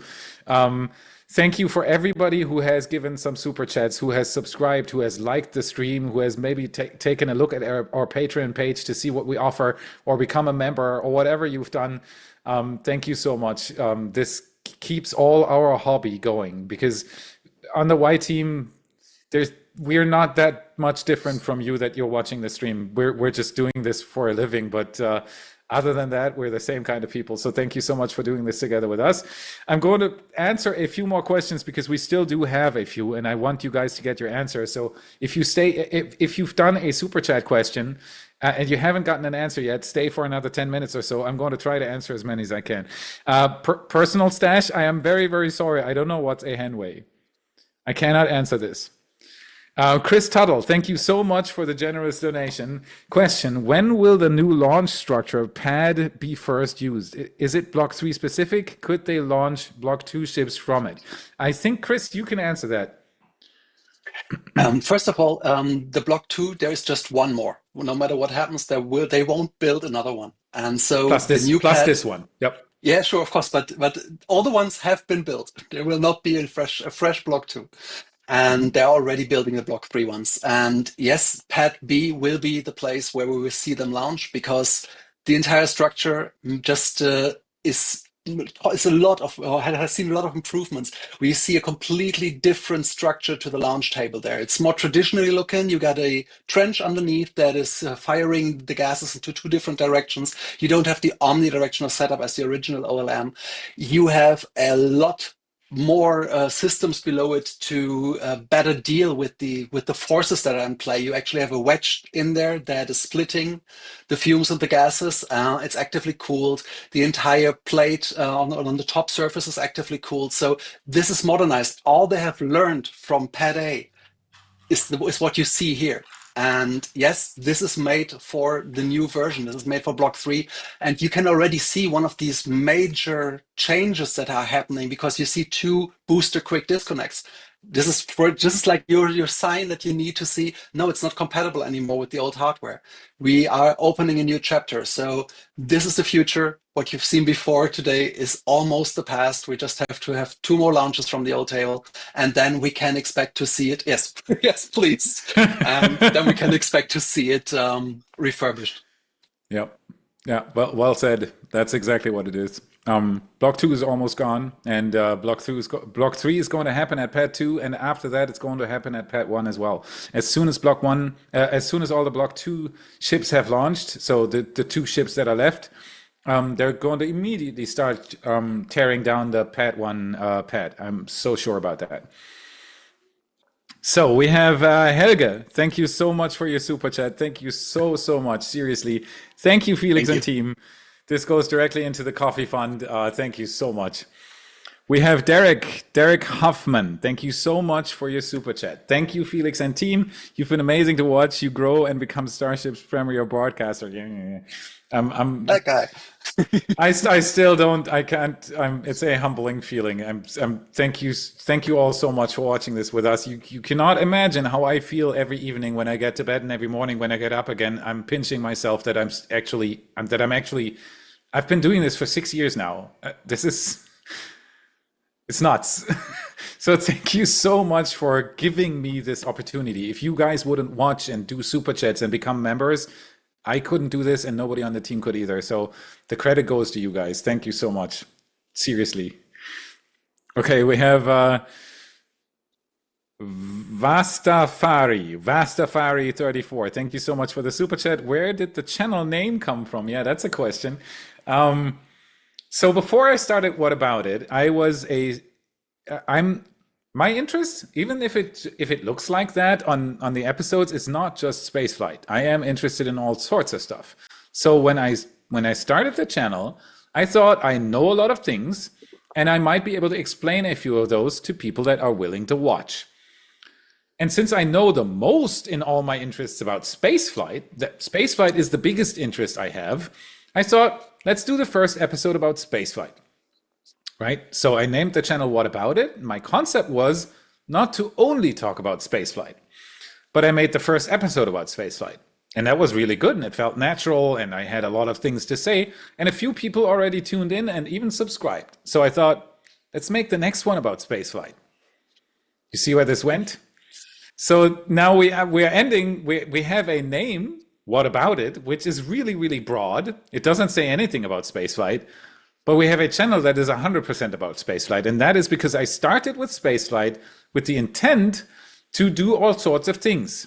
But I liked it so much, and you liked it so much, so that I kept doing spaceflight, and that's why it's called What About It?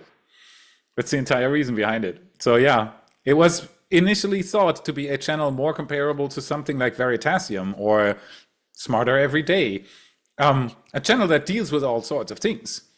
But spaceflight sucked me in so much, and you guys really, really liked watching it, that I stayed with it. That's where the name comes from. We have JWW. Thank you so much for the super chat. You guys rock. Let's all show our support. Only place I go for Starship launches and news. Thank you so much for the support and for the high praise. It's like I said, I pinch myself every day. It's insane. Thank you so much. We have My Little Bird Houses. Thank you so much for the super chat. That's a really curious name. Do a video on what it means to be human rated spacecraft. Is it law? Is it FAA policy? Is it up to NASA? Does it apply to LEO or launches from Earth? That's actually a pretty interesting question. Yep. That is an interesting question. I know the answer, but it would take a moment to bring up. Maybe can you note that down as well? Yep, I am. I'm on it. All right. I can't promise if the episode ever comes out, but it's in the list. Thank you so much. Okay, we have Henrik Steens. Thank you so much for the super chat. Blessings from Schleswig-Holstein, Germany. Love your show, which is quite expensive. Love the show, which is quite expensive. I hope the show is for free. Luckily, why doesn't have to pay most of it. Greetings to the team. So okay, so the overall show. Yes. Yeah. Oh, yeah. The show that we're all watching. Oh, you mean Starbase? I think so. I mean, like the spectacle that we were about to witness. The spectacle that we were about to witness and not anymore going to witness today. We're going to witness it tomorrow. Yeah, it is very expensive. That is for sure. But it could be, it is, if it works out, I'm telling you, it's going to change so many things. Most people don't even realize that. Having access to space rapidly and cheap is going to change so many things we don't even have on the radar yet, that we don't even imagine yet. It's going to be incredible. That's why I'm so fascinated by it. All right, yeah, this is detanking. Man. All right, we have 2 more left. We have Leo. Thank you so much for the super chat. Greetings from Sylt. Wow, half my family was on Sylt like 2 weeks ago. I wasn't, sadly, but 2 of my uncles, 2 of my aunts, 4 or 5 of my cousins were all on Sylt and sent me a really, really nice picture of them sitting on the beach with sunglasses. And I was very jealous. So wonderful place. Thank you so much for the greetings, and greetings back from Florida. That's much appreciated. Thank you. We have Michael Fields. Thank you so much for the super chat. I never launched my hamster, Felix, but I'm working on a 2-stage rocket now. Keep up the hard work. What? Please don't. Don't. I mean, build the rocket. Everything's Hamsters fine. are not built for. Spare? No, don't do it. Don't do it. The hamster is not going to like it. I'm very sure it's not going to like it. Don't put a hamster on it. What's way cooler is to put some sensors on it. Put motion sensors on it to see what they actually do. How many G's can you produce? If you put a hamster on it, the only thing you're going to hopefully get back if it comes down alive is a very, very scared hamster. That is all that is going to happen. Put some sensors on it. Do it like the real guys. If you build a 2-stage rocket, you have a lot of sensor information to gain from it. Orientation sensors, G sensors, put a camera on it, maybe deploy something with a parachute when you're at the apogee, anything but not a hamster. Please save your hamster. I really don't want you to put a hamster on a self-built rocket. Okay, enough said about that. Okay, cool. I think that wraps it up for today. I'm kind of sad, and it kind of feels like, yes? Oh, one more super chat. I was wondering what one more means. Okay, so we have another one from Personal Stash again. Thank you so much for the next super chat. You might know a lot of things, but you don't know what a hen weighs. What? Wait a sec. I think I just saw something on the chat that explains it. I think it's both, like hen and whey are both 2. I know what a duck weighs. A duck also floats on water, and if the witch floats on the water as well, you know that movie. But I don't know what a hen weighs. What? Somebody just explained it in the chat, but I don't find it again. It was that both hen and whey are all types of weight measures, and so you can actually like calculate it to pounds, but I don't find it anymore. Okay.